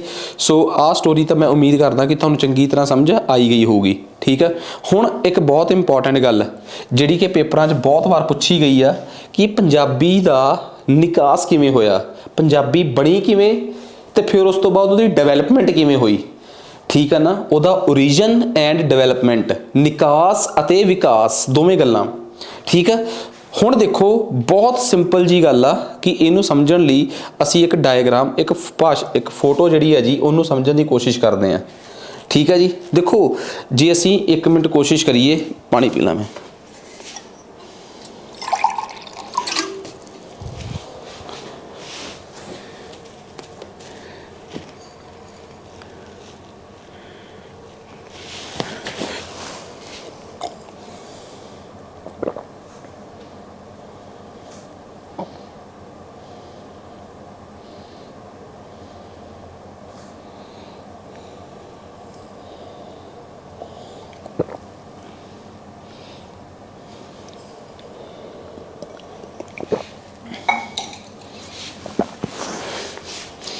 ਦੁਨੀਆ ਦੀਆਂ ਪੂਰੀਆਂ ਜਿਹੜੀਆਂ ਭਾਸ਼ਾਵਾਂ ਨੇ ਨਾ, ਇਹ ਜਿੰਨੀਆਂ ਵੀ ਦੁਨੀਆ ਦੀਆਂ ਭਾਸ਼ਾਵਾਂ ਨੇ, ਠੀਕ ਹੈ ਨਾ, ਉਹ ਕੁੱਲ ਮਿਲਾ ਕੇ ਜਿਵੇਂ ਸਪੋਜ਼ ਕਰੋ, ਹੁਣ ਮੈਨੂੰ ਇੱਕ ਗੱਲ ਦੱਸੋ, ਪੂਰੀ ਦੁਨੀਆ 'ਚ 7-8 ਹਜ਼ਾਰ ਦੇ ਅਰਾਊਂਡ ਭਾਸ਼ਾਵਾਂ ਨੇ। ਇਹ ਸਾਰੀਆਂ ਭਾਸ਼ਾਵਾਂ ਜਿਵੇਂ ਪੰਜਾਬ ਦੇ ਵਿੱਚ ਇੰਡੀਆ 'ਚ ਹੀ ਦੇਖ ਲਈਏ ਕਿ ਚਾਹੇ ਤੇਲਗੂ, ਤਮਿਲ, ਠੀਕ ਆ, ਮਲਿਆਲਮ, ਕਈ ਭਾਸ਼ਾਵਾਂ ਹੋ ਗਈਆਂ। ਠੀਕ ਹੈ। ਹੁਣ ਇਹ ਵੀ ਗੱਲ ਪੱਕੀ ਹੈ ਕਿ ਨਾ ਇੱਕ ਭਾਸ਼ਾ ਜਿਹੜੀ ਆ ਉਹਦੇ 'ਚੋਂ ਕਈ ਛੋਟੀਆਂ ਭਾਸ਼ਾਵਾਂ ਨਿਕਲਦੀਆਂ, ਜਿਵੇਂ ਇੱਕ ਦੇਵਨਾਗ ਆਪਣੀ ਜਿਹੜੀ ਸੰਸਕ੍ਰਿਤ ਆ, ਉਹਦੇ 'ਚੋਂ ਅੱਗੇ ਪ੍ਰਕ੍ਰਿਤ, ਪਾਲੀ, ਫਿਰ ਅੱਗੇ ਜਾ ਕੇ ਹੌਲੀ ਹੌਲੀ ਗੁਰਮੁਖੀ ਵੀ ਨਿਕਲੀ ਆ। ਕੁੱਲ ਮਿਲਾ ਕੇ ਪੂਰੀ ਦੁਨੀਆ 'ਚ 13 ਤੋਂ 14 ਭਾਸ਼ਾ ਪਰਿਵਾਰ ਨੇ, ਜਿਨ੍ਹਾਂ 'ਚ ਸਾਰੀਆਂ 7-8 ਹਜ਼ਾਰ ਭਾਸ਼ਾਵਾਂ ਸਮਾ ਗਈਆਂ। ਉਹਨਾਂ ਦੇ ਵਿੱਚੋਂ ਜਿਹੜੀ ਪੰਜਾਬੀ ਆ ਉਹ ਭਾਰਤੀ ਯੂਰੋਪੀ ਪਰਿਵਾਰ 'ਚ ਮੰਨੀ ਜਾਂਦੀ ਹੈ। ਇਹਨੂੰ ਭਰੋਪੀ ਪਰਿਵਾਰ ਵੀ ਕਿਹਾ ਜਾਂਦਾ, ਭੱਬੇ ਕੰਨਾ ਰਾੜੇ ਹੋੜਾ ਪੱਪੇ ਬਿਹਾਰੀ, ਭਰੋਪੀ ਪਰਿਵਾਰ। ਸੋ ਇਹ ਉਸ ਪਰਿਵਾਰ ਦੀ ਭਾਸ਼ਾ ਹੈ ਤੇ ਇਸ ਭਾਸ਼ਾ ਦੀ ਓਰੀਜਨ ਜਿਹੜਾ ਹੈ, ਇਹਦਾ ਜਿਹੜਾ ਬਿਲਕੁਲ ਵਿਕਾਸ ਸ਼ੁਰੂਆਤ ਹੈ ਜਿਹੜੀ, ਉਹ ਆਰਿਆਜ਼ ਦੇ ਵੇਲੇ ਤੋਂ। ਇਹ ਉਹ ਸਮਾਂ ਹੈ ਅੱਜ ਤੋਂ ਤਕਰੀਬਨ 3500-4000 ਸਾਲ ਪੁਰਾਣੀ ਗੱਲ ਆ, ਜਦੋਂ ਆਰੀਅਨ ਸਾਡੇ ਦੇਸ਼ 'ਚ ਆਏ ਆ। ਤਾਂ ਉਹ ਜਿਸ ਭਾਸ਼ਾ ਨੂੰ ਲੈ ਕੇ ਆਏ ਸੀ ਉਹ ਸੀ ਵੈਦਿਕ ਭਾਸ਼ਾ, ਜਿਨ੍ਹਾਂ ਦੇ ਵਿੱਚ ਸ਼ੁਰੂ ਵਾਲੇ ਵੇਦਾਂ ਤੋਂ ਬਾਅਦ ਪਹਿਲੀ ਵਾਰ ਜਦੋਂ ਵੇਦ ਲਿਖੇ ਗਏ ਨਾ, ਉਚਾਰੇ ਤਾਂ ਬਹੁਤ ਪਹਿਲਾਂ ਹੀ ਗਏ ਸੀਗੇ, ਲਿਖੇ ਗਏ, ਤਾਂ ਜਿਹੜੀ ਭਾਸ਼ਾ ਦਾ ਇਸਤੇਮਾਲ ਉਦੋਂ ਕੀਤਾ ਗਿਆ ਉਹ ਵੈਦਿਕ ਭਾਸ਼ਾ ਸੀ। ਉਹਦਾ ਹੀ ਥੋੜਾ ਜਿਹਾ ਸੌਖਾ ਰੂਪ ਸੰਸਕ੍ਰਿਤ ਬਣਿਆ। ਵੈਸੇ ਇਹਨੂੰ ਵੈਦਿਕ ਭਾਸ਼ਾ ਨੂੰ ਆਪਾਂ ਵੈਦਿਕ ਸੰਸਕ੍ਰਿਤ ਵੀ ਕਹਿ ਕੇ ਟਾਲ ਸਕਦੇ ਹਾਂ ਕਿ ਵੈਦਿਕ ਸੰਸਕ੍ਰਿਤ ਦਾ ਥੋੜਾ ਜਿਹਾ ਸੌਖਾ ਰੂਪ ਵੈਦਿਕ। ਫਿਰ ਉਸ ਤੋਂ ਬਾਅਦ ਇਹਦੇ ਚੋਂ ਭਾਸ਼ਾਵਾਂ ਨਿਕਲੀਆਂ ਪ੍ਰਕ੍ਰਿਤ ਤੇ ਪਾਲੀ, ਕਿਉਂਕਿ ਸਨਾਤਨ ਧਰਮ ਦੇ ਵਿੱਚੋਂ 2 ਧਰਮ ਨਿਕਲੇ ਸੀਗੇ, ਬੁੱਧ ਧਰਮ, ਜੈਨ ਧਰਮ। ਫਿਰ ਉਹਨਾਂ ਨੇ ਆਪਣੀਆਂ ਭਾਸ਼ਾਵਾਂ, ਪਾਲੀ ਜਿਹੜੀ ਸੀਗੀ ਉਹ ਅੱਗੇ 2 ਹਿੱਸਿਆਂ 'ਚ ਪਚਾਸ਼ੀ ਤੇ ਦੂਜੇ ਪਾਸੇ ਆ ਗਈ ਸ਼ੌਰ ਸੈਣੀ। ਉਹ ਸ਼ੌਰ ਸੈਣੀ ਸੀ ਜਿਹੜੀ, ਉਹ ਅੱਗੇ ਕਕਈ, ਉਹਦਾ ਹੀ ਵਿਗੜਿਆ ਹੋਇਆ ਰੂਪ। ਪਚਾਸ਼ੀ ਦਾ ਵਿਗੜਿਆ ਹੋਇਆ ਰੂਪ ਸੀ ਟਾਕਰੀ। ਇਹਨਾਂ ਦੋਵਾਂ ਦੇ ਸੁਮੇਲ ਨਾਲ ਜਿਹੜੀ ਭਾਸ਼ਾ ਬਣੀ ਹੈ ਜੀ, ਉਹ ਬਣੀ ਹੈ ਕਿਹੜੀ? ਪੰਜਾਬੀ। ਸੋ ਇਹ ਪੰਜਾਬੀ ਜਿਹੜੀ ਸੀਗੀ ਉਹ ਭਾਸ਼ਾ ਦਾ ਵਿਕਾਸ ਆ, ਠੀਕ ਆ, ਲਿਪੀ ਦਾ ਨਹੀਂ, ਸਿਰਫ ਪੰਜਾਬੀ ਭਾਸ਼ਾ ਦਾ, ਜਿਹਨੂੰ ਅਸੀਂ ਬੋਲ ਕੇ ਮੈਂ ਤੁਹਾਡੇ ਨਾਲ ਕਨਵੇ ਕਰ ਰਿਹਾ ਕਿ ਕਿਸ ਤਰੀਕੇ ਨਾਲ ਵੈਦਿਕ ਭਾਸ਼ਾ ਤੋਂ ਸੰਸਕ੍ਰਿਤ ਤੋਂ ਪਾਲੀ, ਪਾਲੀ ਤੋਂ ਸ਼ੌਰ ਸੈਣੀ, ਕਕਈ, ਤੇ ਫਿਰ ਉਸ ਤੋਂ ਬਾਅਦ ਪੰਜਾਬੀ। ਜੇ ਮੈਂ ਗੱਲ ਕਰਾਂ ਕਿ ਲਿਪੀ ਕਿਵੇਂ ਵਿਕਸਿਤ ਹੋਈ ਹੈ ਪੰਜਾਬੀ, ਜਿਹਨੂੰ ਅਸੀਂ ਅੱਜ ਗੁਰਮੁਖੀ ਲਿਪੀ ਕਹਿੰਦੇ ਆ, ਜਿਹਦੇ 'ਚ ਕਿ ਪੰਜਾਬੀ ਨੂੰ ਅਸੀਂ ਲਿਖ ਰਹੇ ਹਾਂ, ਇਹ ਗੁਰਮੁਖੀ ਲਿਪੀ ਦਾ ਵਿਕਾਸ ਕਿਵੇਂ ਹੋਇਆ? ਤਾਂ ਗੁਰਮੁਖੀ ਲਿਪੀ ਦਾ ਵਿਕਾਸ ਬਿਲਕੁਲ ਇਸ ਤਰੀਕੇ ਨਾਲ ਹੋਇਆ ਕਿ ਸਭ ਤੋਂ ਪਹਿਲਾਂ ਜਿਹੜੀ ਬ੍ਰਹਮੀ ਲਿਪੀ ਸੀਗੀ, ਜਿਹਦੇ 'ਚ ਵੇਦਾਂ ਦਾ ਉਚਾਰਨ ਹੋਇਆ, ਉਸ ਵੈਦਿਕ ਸੰਸਕ੍ਰਿਤ ਦਾ ਜਾਂ ਵੈਦਿਕ ਭਾਸ਼ਾ ਦੀ ਜਿਹੜੀ ਲਿਪੀ ਸੀਗੀ, ਲਿਖਤ ਲਿਪੀ, ਉਹ ਬ੍ਰਹਮੀ ਲਿਪੀ ਸੀਗੀ, ਜਿਹੜੀ ਉਦੋਂ ਵਰਤੀ ਗਈ ਜਦੋਂ ਪਹਿਲੀ ਵਾਰ ਇਹ ਵੇਦ ਜਿਹੜੇ ਸੀਗੇ ਉਹਨਾਂ ਨੂੰ ਲਿਖਿਆ ਗਿਆ, ਉਚਾਰਿਆ ਨਹੀਂ। ਉਚਾਰਿਆ ਤਾਂ ਆਰੀਅਨਸ ਦੇ ਵੇਲੇ ਹੀ ਗਿਆ ਸੀਗਾ ਜਦੋਂ ਲਿਖਿਆ ਗਿਆ। ਫਿਰ ਇਹਦੇ 'ਚੋਂ 2 ਸ਼ੈਲੀਆਂ ਨਿਕਲੀਆਂ, 2 ਭਾਸ਼ਾਵਾਂ ਵੱਖਰੀਆਂ ਹੋਈਆਂ, ਇੱਕ ਦੱਖਣ ਦੀ ਸ਼ੈਲੀ, ਇੱਕ ਉੱਤਰੀ ਸ਼ੈਲੀ। ਦੱਖਣ ਦੀ ਸ਼ੈਲੀ ਜਿਹਦੇ 'ਚ ਤੇਲਗੂ, ਮਲਿਆਲਮ, ਤਮਿਲ ਵਰਗੀਆਂ ਭਾਸ਼ਾਵਾਂ ਨੇ। ਇੱਕ ਉੱਤਰੀ ਸ਼ੈਲੀ, ਉੱਤਰੀ ਸ਼ੈਲੀ 'ਚੋਂ ਫਿਰ ਨਿਕਲੀ ਗੁਪਤਾ ਸ਼ੈਲੀ, ਜਿਹੜੀ ਕਿ ਥੋੜ੍ਹੀ ਜਿਹੀ 200 ਸਾਲ ਬਾਅਦ, ਅੱਜ ਤੋਂ ਤਕਰੀਬਨ 1800 ਸਾਲ ਪਹਿਲਾਂ ਹੋਂਦ 'ਚ ਆਈ। ਫਿਰ ਕੁਟਿਲ ਸ਼ੈਲੀ, ਤੇ ਕੁਟਿਲ ਸ਼ੈਲੀ ਜਿਹੜੀ ਸੀ ਉਹ ਅੱਗੇ 2 ਹਿੱਸਿਆਂ 'ਚ ਵੰਡੀ ਗਈ, ਸ਼ਾਰਦਾ ਤੇ ਲੰਡੀ। ਜਿਹੜੀ ਸ਼ਾਰਦਾ ਸੀ ਉਹ ਅੱਗੇ 3 ਹਿੱਸਿਆਂ 'ਚ ਵੰਡੀ ਗਈ, ਪਹਿਲੀ ਲਿਪੀ ਟਾਕਰੀ, ਅਰਧਨਾਗਰੀ ਤੇ ਗੁਰਮੁਖੀ ਲਿਪੀ।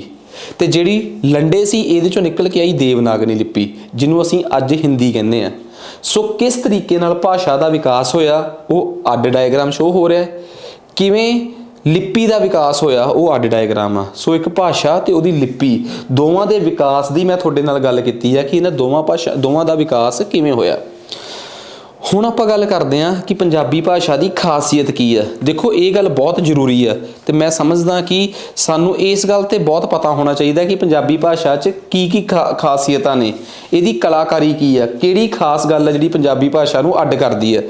ਇਹ ਸੁਰਾਤਮਕ ਭਾਸ਼ਾ ਹੈ, ਮਤਲਬ ਇਹ ਕਿ ਇਹਦੇ 'ਚ ਹਾਈ ਪਿਚ ਤੋਂ ਲੈ ਕੇ ਲੋ ਪਿਚ ਤੱਕ, ਠੀਕ ਹੈ ਨਾ, ਹਾਈ ਪਿਚ ਤੋਂ ਲੈ ਕੇ ਤਿੱਖੇਪਨ ਤੋਂ ਲੈ ਕੇ ਲੋ ਪਿਚ ਤੱਕ, ਹਾਈ ਐਂਪਲੀਟਿਊਡ ਤੋਂ ਲੈ ਕੇ ਲੋ ਐਂਪਲੀਟਿਊਡ ਤੱਕ ਸਾਰੇ ਸ਼ਬਦ ਨੇ। ਉੱਚੀ ਆਵਾਜ਼ ਤੋਂ ਲੈ ਕੇ ਜਿਵੇਂ ਘੋੜਾ, ਕੋੜਾ, ਕੋਹੜਾ, ਠੀਕ ਹੈ ਨਾ। ਇਹ ਦੇਖੋ ਝਾ, ਚਾ, ਚਾਹ। ਸੋ ਇਹ ਸ਼ਬਦ ਦੇਖੋ ਕਿ ਤੁਸੀਂ ਆਪਣੇ ਐਂਪਲੀਟਿਊਡ ਤੇ ਆਪਣੀ ਪਿਚ ਨੂੰ, ਠੀਕ ਆ, ਆਪਣੀ ਆਵਾਜ਼ ਦੇ ਤਿੱਖੇਪਣ ਨੂੰ ਤੇ ਆਪਣੀ ਆਵਾਜ਼ ਦੇ ਸਾਊਂਡ ਨੂੰ, ਮਤਲਬ ਆਪਣੀ ਆਵਾਜ਼ ਦੀ ਐਂਪਲੀਟਿਊਡ ਨੂੰ ਕੰਟਰੋਲ ਕਰਕੇ ਤੁਸੀਂ ਕਈ ਸੁਰ ਜਿਹੜੇ ਆ ਉਹ ਲਾ ਸਕਦੇ ਹੋ। ਉੱਚਾ ਸੁਰ, ਨੀਵਾਂ ਸੁਰ। ਇਸੇ ਕਰਕੇ ਇਹ ਸੁਰਾਤਮਕ, ਇਹ ਨਹੀਂ ਕਿ ਬਾਹਲੀ ਸੁਰੀਲੀ ਹੈ। ਸੁਰਾਤਮਕ ਦਾ ਮਤਲਬ ਸੁਰੀਲਾ ਨਹੀਂ ਹੁੰਦਾ, ਤਾਂ ਸੁਰਾਤਮਕ ਦਾ ਮਤਲਬ ਜਿੱਥੇ ਕਈ ਪ੍ਰਕਾਰ ਦੇ ਸੁਰ ਜਿਹੜੇ ਆ ਉਹ ਲਾ ਕੇ ਤੁਸੀਂ ਕੋਈ ਵੀ ਭਾਸ਼ਾ ਬੜੀ ਆਸਾਨੀ ਨਾਲ ਬੋਲ ਸਕਦੇ ਹੋਵੋ। ਅੱਗੇ ਆਪਣੇ ਕੋਲ ਇਹ ਆ ਗਈ ਕਿ ਇਹ ਭਾਸ਼ਾ ਜਿਹੜੀ ਹੈ ਸੰਗਿਓਤਾਤਮਕ ਆ, ਮਤਲਬ ਇਹਦੇ 'ਚ ਕਈ ਵਾਰੀ ਕੀ ਹੁੰਦਾ ਹੈ, ਕਿਸੇ ਨਾਮ ਦੇ ਨਾਲ ਹੀ ਥੋੜ੍ਹਾ ਜਿਹਾ ਇੱਕ ਅੱਧੀ ਲਾਵਾਂ ਦਲਾਵਾਂ ਮਾਤਰਾ ਵੱਧ ਲਾ ਕੇ ਉਹਦੇ ਨਾਲ ਹੀ ਆਪਾਂ ਸੰਬੰਧਕ ਲਾ ਦਿੰਦੇ ਹਾਂ, ਠੀਕ ਹੈ ਨਾ। ਜਿਵੇਂ ਆਪਾਂ ਨੂੰ ਪਤਾ ਹੈ ਕਿ ਉਹ ਕੁਰਸੀ 'ਤੇ ਬੈਠਾ, ਠੀਕ ਆ, ਕੁਰਸੀ ਉੱਤੇ ਬੈਠਾ, ਉਹ ਉੱਥੇ ਸੰਬੰਧਕ ਦੇ ਤੌਰ 'ਤੇ ਕੰਮ ਕਰ ਰਿਹਾ ਹੈ। ਪਰ ਜੇ ਅਸੀਂ ਕਹਿ ਦਈਏ ਕਿ ਉਹ ਸਕੂਲ ਤੋਂ ਵਾਪਸ ਆਇਆ, ਸਕੂਲ ਤੋਂ ਸੰਬੰਧਕ ਆ, ਪਰ ਇੱਥੇ ਕੀ ਹੋਇਆ, ਇੱਥੇ ਕਹਿ ਲਓ ਕਿ ਸਕੂਲ ਦੇ ਨਾਲ ਹੀ ਓਂ ਪਾਤਾ, ਉਹ ਸਕੂਲੋਂ ਆਇਆ, ਤਾਂ ਇੱਥੇ ਉਸੇ ਚੀਜ਼ ਨੇ ਉਸ ਸੰਬੰਧ ਦਾ ਕੰਮ ਕਰਤਾ, ਉਸ ਸੰਬੰਧਕ ਦਾ ਕੰਮ ਕਰਤਾ। ਸੋ ਸਭ ਤੋਂ ਇੰਪੋਰਟੈਂਟ ਗੱਲ ਤਾਂ ਇਹ ਆ ਕਿ ਇਹ ਸੰਗਿਓਤਾਤਮਕ ਭਾਸ਼ਾ ਹੈ। ਉਹ ਘਰੇ ਹੀ ਸੀ, ਉਹ ਘਰ ਵਿੱਚ ਹੀ ਸਨ ਜਾਂ ਘਰ ਵਿੱਚ ਹੀ ਸੀ, ਉਹ ਘਰੇ ਹੀ ਸੀ, ਬਸ ਗੱਲ ਖਤਮ। ਉਹ ਦਿੱਲੀੋਂ ਆਇਆ ਸੀ, ਦਿੱਲੀ ਤੋਂ ਆਇਆ ਸੀ। ਸੋ ਇਹ ਗੱਲ ਆ। ਅਗਲੀ ਪੰਜਾਬੀ ਭਾਸ਼ਾ ਦੀ ਖਾਸੀਅਤ ਆ ਕਿ ਪੰਜਾਬੀ ਭਾਸ਼ਾ ਦੇ ਵਿੱਚ ਦੁੱਤੀਕਰਨ, ਦੁੱਤ ਸ਼ਬਦ ਜਿਹੜੇ ਆ, ਜਿਵੇਂ ਹੁਣ ਆਪਾਂ ਨੂੰ ਪਤਾ ਹੈ ਕਿ ਹਿੰਦੀ ਦੇ ਵਿੱਚ ਇਹਨਾਂ ਸ਼ਬਦਾਂ ਦਾ ਮਤਲਬ ਘੱਟ ਹੀ ਆ, ਪਰ ਪੰਜਾਬੀ 'ਚ ਦੁੱਤ ਅੱਖਰ ਹੁੰਦੇ ਆ, ਬਿੰਦੀ, ਟਿੱਪੀ, ਅਧਿਕ, ਇਹਦੀ ਵਰਤੋਂ ਵਾਲੇ ਬਹੁਤ ਜ਼ਿਆਦਾ ਸ਼ਬਦ ਨੇ। ਇਸ ਕਰਕੇ ਪੰਜਾਬੀ ਭਾਸ਼ਾ ਦਾ ਦੁੱਤੀਕਰਨ ਬਹੁਤ ਜ਼ਿਆਦਾ ਆ, ਦੁੱਤ ਸ਼ਬਦਾਂ ਦੀ ਬਹੁਤ ਉਹ ਆ।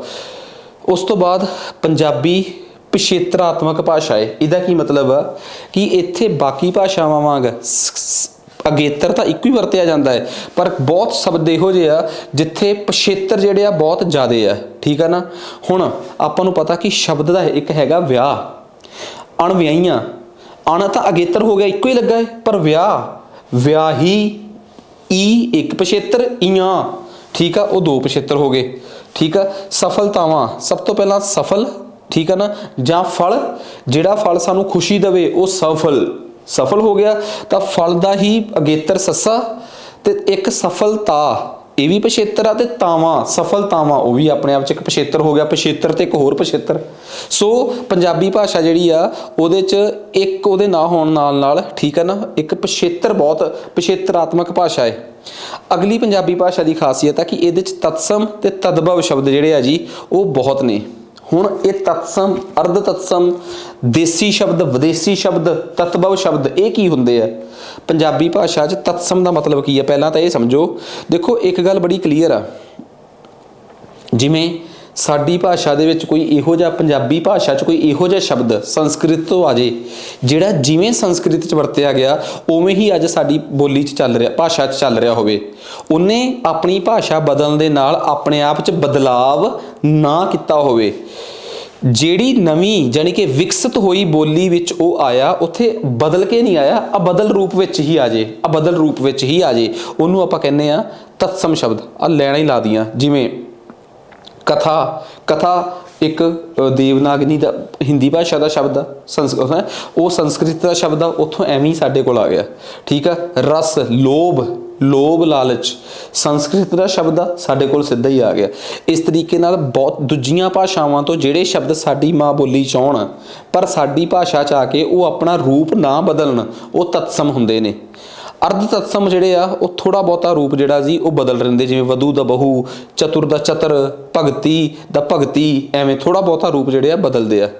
ਉਸ ਤੋਂ ਬਾਅਦ ਆਪਾਂ ਗੱਲ ਕਰਦੇ ਹਾਂ, ਠੀਕ ਹੈ ਜੀ, ਤੀਸਰੇ ਪ੍ਰਕਾਰ ਦੇ ਸ਼ਬਦ ਹੁੰਦੇ ਆ, ਠੀਕ ਹੈ ਨਾ, ਤਦਭਵ ਸ਼ਬਦ, ਠੀਕ ਹੈ ਨਾ।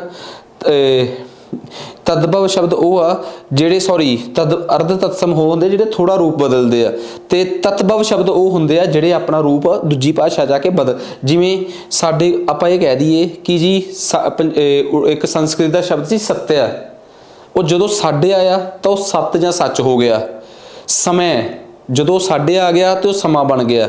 ਵਧੂ ਜਦੋਂ ਉਹ ਸਾਡੀ ਬੋਲੀ 'ਚ ਆਇਆ ਤੇ ਉਹ ਬਹੂ ਬਣ ਗਿਆ। ਠੀਕ ਹੈ, ਜਿਹੜੇ ਸ਼ਬਦ ਆਪਣੀ ਪੁਰਾਣੀ ਭਾਸ਼ਾ 'ਚੋਂ ਜਦੋਂ ਸਾਡੀ ਭਾਸ਼ਾ 'ਚ ਆਉਣ ਤੇ ਆਉਂਦੇ ਹੋਏ ਆਪਣਾ ਰੂਪ ਬਦਲਾ ਲੈਣ ਉਹਨਾਂ ਨੂੰ ਆਪਾਂ ਕਹਿੰਦੇ ਆ ਕਿਹੜੇ? ਤਤਭਵ ਸ਼ਬਦ। ਜਿਹੜੇ ਰੂਪ ਨਾ ਬਦਲਾਉਣ ਉਹਨਾਂ ਨੂੰ ਕਹਿੰਦੇ ਆਪਾਂ ਤਤਸਮ ਸ਼ਬਦ। ਆ ਗੱਲ ਸਮਝ ਆ ਗਈ। ਹੁਣ ਅੱਗੇ ਆ ਗਿਆ ਆਪਣੇ ਕੋਲ ਦੇਸੀ। ਇਹ ਉਹ ਸ਼ਬਦ ਨੇ ਜਿਹੜੇ ਅਸੀਂ ਕਿਸੇ ਦੂਜੀ ਵਿਦੇਸ਼ੀ ਭਾਸ਼ਾ ਤੋਂ ਜਾਂ ਪੁਰਾਣੀ ਭਾਸ਼ਾ ਤੋਂ ਨਹੀਂ ਲਏ।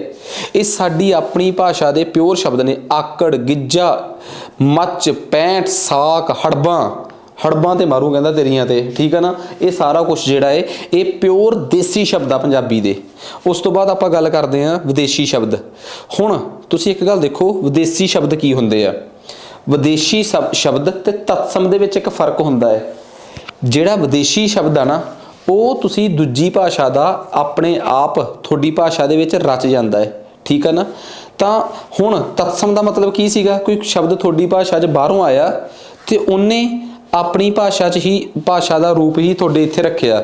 ਪਰ ਵਿਦੇਸ਼ੀ ਭਾਸ਼ਾ ਦਾ ਫਰਕ ਥੋੜਾ ਜਿਹਾ ਅੱਡ ਆ ਕਿ ਉਹ ਸ਼ਬਦ ਜਿਹੜੇ ਕਿਸੇ ਮੂਲ ਭਾਸ਼ਾ ਵਿੱਚ ਨਹੀਂ ਲਏ ਗਏ ਜਾਂ ਆਪਣੇ ਹੀ ਭਾਸ਼ਾ ਵਿੱਚ ਬਣੇ ਹੋਏ ਸਨ ਪਰ ਉਹਨਾਂ ਵਿਦੇਸ਼ੀ ਭਾਸ਼ਾ 'ਚੋਂ ਲਏ ਗਏ ਹਨ, ਜਿਨ੍ਹਾਂ ਦਾ ਵੱਖਰੇ ਸਮੇਂ ਤੇ ਪੰਜਾਬ ਵਿੱਚ ਆਉਣਾ ਰਿਹਾ ਹੈ। ਠੀਕ ਹੈ ਨਾ, ਸੋ ਇਹ ਸ਼ਬਦ ਜਿਹੜੇ ਆ ਇਹਨਾਂ ਨੂੰ ਆਪਾਂ ਕਹਿੰਦੇ ਆ ਵਿਦੇਸ਼ੀ ਸ਼ਬਦ। ਜਿਵੇਂ ਪੈਨ, ਜੈਕਟ। ਠੀਕ ਆ, ਅਸੀਂ ਉਹਨਾਂ ਦੇ ਹੀ ਅਲਫਾਜ਼ ਜਿਹੜੇ ਉਹਨਾਂ ਦੀ ਹੀ ਟਿਊਨ ਨੂੰ ਸਾਡੇ ਇੱਥੇ ਜੀਨ। ਹੁਣ ਜੀਨ ਇੱਕ ਵਿਦੇਸ਼ੀ ਸ਼ਬਦ ਆ, ਇਹਨੂੰ ਤਤਸਮ ਥੋੜਾ ਕਵਾਂਗੇ ਆਪਾਂ। ਠੀਕ ਆ, ਜਿਹੜੇ ਸਾਡੀ ਜੇ ਕਿਤੇ ਜਿਹੜੀ ਭਾਸ਼ਾ 'ਚੋਂ ਇਹ ਆਇਆ ਹੈ, ਜੇ ਉਹ ਮੂਲ ਭਾਸ਼ਾ ਸਾਡੇ ਹੀ ਬ੍ਰਾਂਚ ਟਰੀ ਦੀ ਹੁੰਦੀ, ਸਾਡਾ ਹੀ ਮੇਨ ਟਰੀ ਹੁੰਦਾ, ਉਹਦੇ 'ਚੋਂ ਇਹ ਸ਼ਬਦ ਆਉਂਦਾ, ਫਿਰ ਤਾਂ ਅਸੀਂ ਕਹਿੰਦੇ ਕਿ ਇਹ ਤਤਸਮ ਆ, ਕਿਉਂਕਿ ਸੰਸਕ੍ਰਿਤ 'ਚੋਂ ਨਿਕਲ ਕੇ ਆਇਆ ਜਿਹੜੀ ਸਾਡੀ ਪੰਜਾਬੀ ਦੀ ਮੂਲ ਭਾਸ਼ਾ ਹੈ। ਇਹ ਤਾਂ ਆਪਣੇ ਆਪ 'ਚ ਬਿਲਕੁਲ ਇੱਕ ਵਿਦੇਸ਼ੀ ਭਾਸ਼ਾ 'ਚ ਨਿਕਲ ਕੇ ਆਇਆ। ਸੋ ਇਹ ਚੀਜ਼ ਤੁਹਾਨੂੰ ਚੰਗੀ ਤਰ੍ਹਾਂ ਪਤਾ ਹੋਣੀ ਚਾਹੀਦੀ ਹੈ। ਠੀਕ ਹੈ ਨਾ, ਸੋ ਉਮੀਦ ਕਰਦਾ ਕਿ ਇਹ ਗੱਲ ਚੰਗੀ ਤਰ੍ਹਾਂ ਸਮਝ ਆ ਗਈ ਹੋਊਗੀ। ਉਸ ਤੋਂ ਬਾਅਦ ਕਹਿੰਦੇ ਜੀ ਅਗਲਾ ਆਪਣੇ ਕੋਲ ਆ ਗਿਆ ਕਿ ਉਹ ਸ਼ਬਦ ਜਿਹੜੇ ਵਿਦੇਸ਼ੀ ਭਾਸ਼ਾ 'ਚੋਂ ਲਏ ਗਏ ਆ ਉਹ ਦੱਸਦੇ ਮੈਂ ਤੁਹਾਨੂੰ। ਜਿਵੇਂ ਦਿਮਾਗ ਪਰਸ਼ੀਅਨ ਦਾ ਸ਼ਬਦ ਆ, ਕੁਰਸੀ, ਇੰਤਜ਼ਾਰ। ਠੀਕ ਆ, ਪਰਸ਼ੀਅਨ ਭਾਸ਼ਾ ਦਾ ਪ੍ਰੈਸ, ਬੱਸ, ਟਿਕਟ, ਸਕੂਟਰ। ਇਹ ਸਾਰੇ ਸ਼ਬਦ ਜਿਹੜੇ ਆ ਜੀ ਇਹ ਆਪਣੇ ਹੈਗੇ ਆ ਇੰਗਲਿਸ਼ ਭਾਸ਼ਾ ਦੇ। ਸੋ ਜੇ ਇਹ ਸਾਡੀ ਮੂਲ ਭਾਸ਼ਾ ਹੁੰਦੀ ਤੇ ਉੱਥੋਂ ਇਹ ਸ਼ਬਦ ਆਉਂਦੇ ਸਾਡੇ ਤੱਕ ਤਾਂ ਫਿਰ ਇਹ ਤਤਸਮ ਸ਼ਬਦ ਹੁੰਦੇ। ਪਰ ਹੁਣ ਇਹ ਕਿਹੜੀ ਕੈਟੇਗਰੀ 'ਚ ਆਉਣਗੇ? ਵਿਦੇਸ਼ੀ ਸ਼ਬਦਾਂ ਦੀ ਕੈਟੇਗਰੀ 'ਚ ਆਉਣਗੇ। ਇਸ ਤੋਂ ਬਿਨਾਂ ਇੱਕ ਹੋਰ ਵੀ ਹੁੰਦਾ ਹੈ। ਠੀਕ ਹੈ ਨਾ, ਦੋ ਸ਼ਬਦਾਂ ਨੂੰ ਜੋੜ ਕੇ ਜਦੋਂ ਬਣਾਉਣਾ, ਤੇ ਜਿਹੜੇ ਦੋ ਸ਼ਬਦਾਂ ਨੂੰ ਜੋੜਨਾ ਜ਼ਰੂਰੀ ਨਹੀਂ ਉਹਨਾਂ ਦਾ ਮਤਲਬ ਮਿਲਦਾ ਹੋਵੇ। ਵਾਲਵਿੰਗ, ਘਰ-ਬਾਰ, ਖੁੱਲਾ ਡੁੱਲਾ, ਖਿੱਚ-ਤਾਣ। ਸੋ ਜ਼ਰੂਰੀ ਨਹੀਂ ਕਿ ਜਿਹੜੇ ਦੋ ਸ਼ਬਦਾਂ ਤੋਂ ਮਿਲ ਕੇ ਬਣਿਆ ਉਹ ਦੋਵੇਂ ਸ਼ਬਦ ਹੀ ਇੱਕੋ ਕੈਟੇਗਰੀ ਦੇ ਹੋਣੇ ਚਾਹੀਦੇ ਆ, ਜਾਂ ਦੋਵੇਂ ਤਤਸਮ ਹੋਣ ਜਾਂ ਤਤਭਵ ਹੋਣ, ਜਾਂ ਦੋਵੇਂ ਵਿਦੇਸ਼ੀ ਹੋਣ ਜਾਂ ਦੇਸੀ ਹੋਣ। ਐਵੇਂ ਕੁਛ ਨਹੀਂਗਾ। ਇੱਕ ਤਤਸਮ ਤੇ ਇੱਕ ਵਿਦੇਸ਼ੀ ਸ਼ਬਦ ਜੁੜ ਕੇ ਵੀ ਇੱਕ ਸ਼ਬਦ ਜੋੜ ਦੋ ਸ਼ਬਦਾਂ ਦਾ ਬਣਾ ਸਕਦਾ ਹੈ। ਠੀਕ ਹੈ ਨਾ, ਸੋ ਇਹ ਗੱਲ ਬਹੁਤ ਇੰਪੋਰਟੈਂਟ ਆ। ਸੋ ਮੈਂ ਤੁਹਾਡੇ ਨਾਲ ਡਿਸਕਸ ਕਰਤੀ ਇਹ ਗੱਲ। ਨੈਕਸਟ ਉਸ ਤੋਂ ਬਾਅਦ ਕਹਿੰਦਾ ਜੀ ਖੜਕਵੀਂ ਭਾਸ਼ਾ ਥੋੜੀ ਜੀ। ਠੀਕ ਆ, ਕਿ ਇਹਦੇ 'ਚ ਘੱਗਾ, ਧੱਦਾ ਇਹ ਬੜੇ ਭਾਰੇ ਸ਼ਬਦ ਨੇ, ਇਹ ਧੁਨੀਆਂ ਕਾਫੀ ਭਾਰੀਆਂ ਨੇ। ਉਸ ਤੋਂ ਬਾਅਦ ਪੰਜਾਬੀ ਭਾਸ਼ਾ ਦੀ ਜਿਹੜੀ ਲਿਪੀ ਹੈ ਜੀ ਉਹ ਗੁਰਮੁਖੀ ਹੈ। ਠੀਕ ਆ, ਗੁਰਮੁਖੀ ਉਹੀ ਹੈ ਜਿਹਦੇ ਪਹਿਲਾਂ 35 ਅੱਖਰ ਸੀ, ਫਿਰ ਭਾਈ ਵੀਰ ਸਿੰਘ ਤੋਂ ਬਾਅਦ ਉਹ 41 ਹੋ ਗਏ। ਕਿਉਂਕਿ ਅਸੀਂ ਬਹੁਤੇ ਸ਼ਬਦ ਇਹੋ ਜਿਹੇ ਸੀਗੇ ਜਿਹੜੇ ਪਰਸ਼ੀਅਨ ਭਾਸ਼ਾ 'ਚ ਹੁੰਦੇ ਸੀਗੇ ਤੇ ਸਾਨੂੰ ਬੋਲੇ ਨਹੀਂ ਸੀ ਜਾਂਦੇ। ਜਿਵੇਂ ਹੁਣ ਇੱਕ ਗੱਲ ਦੇਖੋ, ਸਾਨੂੰ ਇੱਕ ਗੱਲ ਪਤਾ ਹੈ ਕਿ ਅਸੀਂ ਇਹ ਤਾਂ ਕਹਿਣਾ ਹੈ ਕਿ ਬਈ ਜ਼ਮੀਨ। ਠੀਕ ਆ, ਜੇ ਆਪਾਂ ਕਹਿਣਾ ਜ਼ਮੀਰ ਤਾਂ ਓਬਵੀਅਸ ਜੀ ਗੱਲ ਆ, ਉੱਥੇ ਆਪਾਂ ਜੇ ਜ਼ਮੀਰ ਕਵਾਂਗੇ ਤਾਂ ਜੱਜੇ ਦੇ ਪੈਰ 'ਚ ਬਿੰਦੀ ਨਹੀਂ, ਜ਼ਮੀਰ ਕਵਾਂਗੇ ਤਾਂ ਜੱਜੇ ਦੇ ਪੈਰ 'ਚ ਬਿੰਦੀ ਆ। ਜ਼ਮੀਰ ਕਹਿਣਾ ਹੈ ਤਾਂ ਠੀਕ ਆ, ਪਰ ਜੇ ਜ਼ਮੀਰ ਕਹਿਣਾ ਹੋਊਗਾ, ਠੀਕ ਆ ਨਾ, ਜੇ ਜ਼ਮਾਬੰਦੀ, ਜਿਹਦਾ ਜਮਾਬੰਦੀ ਕਹਿਣਾ ਹੈ ਤਾਂ ਜੱਜੇ ਦੇ ਪੈਰ 'ਚ ਬਿੰਦੀ ਨਹੀਂ ਆਊਗੀ। ਜੇ ਜ਼ਮਾਬੰਦੀ ਕਹਿਣਾ ਹੈ ਜਿਹੜਾ ਕਿ ਨਹੀਂ ਕਹਿਣਾ, ਠੀਕ ਆ, ਫਿਰ ਜੱਜੇ ਦੇ ਪੈਰ 'ਚ ਬਿੰਦੀ ਆਊਗੀ। ਸੋ ਮੇਰੇ ਕਹਿਣ ਦਾ ਮਤਲਬ ਆ ਕਿ ਸਾਡੇ ਕੋਲੋਂ ਹੀ ਅਸੀਂ ਜੇ ਮੰਨ ਕੇ ਚੱਲੀਏ ਕਿ ਪੁਰਾਣੇ ਟਾਈਮ ਦੀ ਜੇ ਆਪਾਂ ਗੱਲ ਮੰਨ ਕੇ ਚੱਲੀਏ ਕਿ ਜਿਹੜੀ ਗੁਰਮੁਖੀ ਲਿਪੀ ਆ, ਠੀਕ ਆ, ਇਹ ਸੌਰੀ ਮੇਰੇ ਦਿਮਾਗ ਚੋਂ ਸਕਿਪ ਹੋ ਗਿਆ, ਚਲੋ ਮੈਂ ਯਾਦ ਕਰਦਾ ਗੱਲ। ਗੁਰਮੁਖੀ ਲਿਪੀ ਜਿਹੜੀ ਹੈ ਜੀ ਪੰਜਾਬੀ ਦੀ ਮੇਨ ਸਕ੍ਰਿਪਟ ਆ ਜੀ, ਜਿਹਦੇ 'ਚ ਪੰਜਾਬੀ ਲਿਖੀ ਜਾਂਦੀ ਹੈ। 35 ਤੋਂ 41 ਅੱਖਰ ਹੋਏ ਇਹਦੇ 'ਚ। ਇਹ ਪੰਜਾਬ ਦੀ ਰਾਜ ਭਾਸ਼ਾ ਵੀ ਹੈ ਅਤੇ ਸੰਵਿਧਾਨ ਦੀਆਂ 12 ਭਾਸ਼ਾਵਾਂ ਦੇ ਵਿੱਚੋਂ ਵੀ ਇੱਕ ਆ, ਸੌਰੀ 22 ਭਾਸ਼ਾਵਾਂ ਦੇ ਵਿੱਚੋਂ ਇੱਕ ਭਾਸ਼ਾ ਹੈ।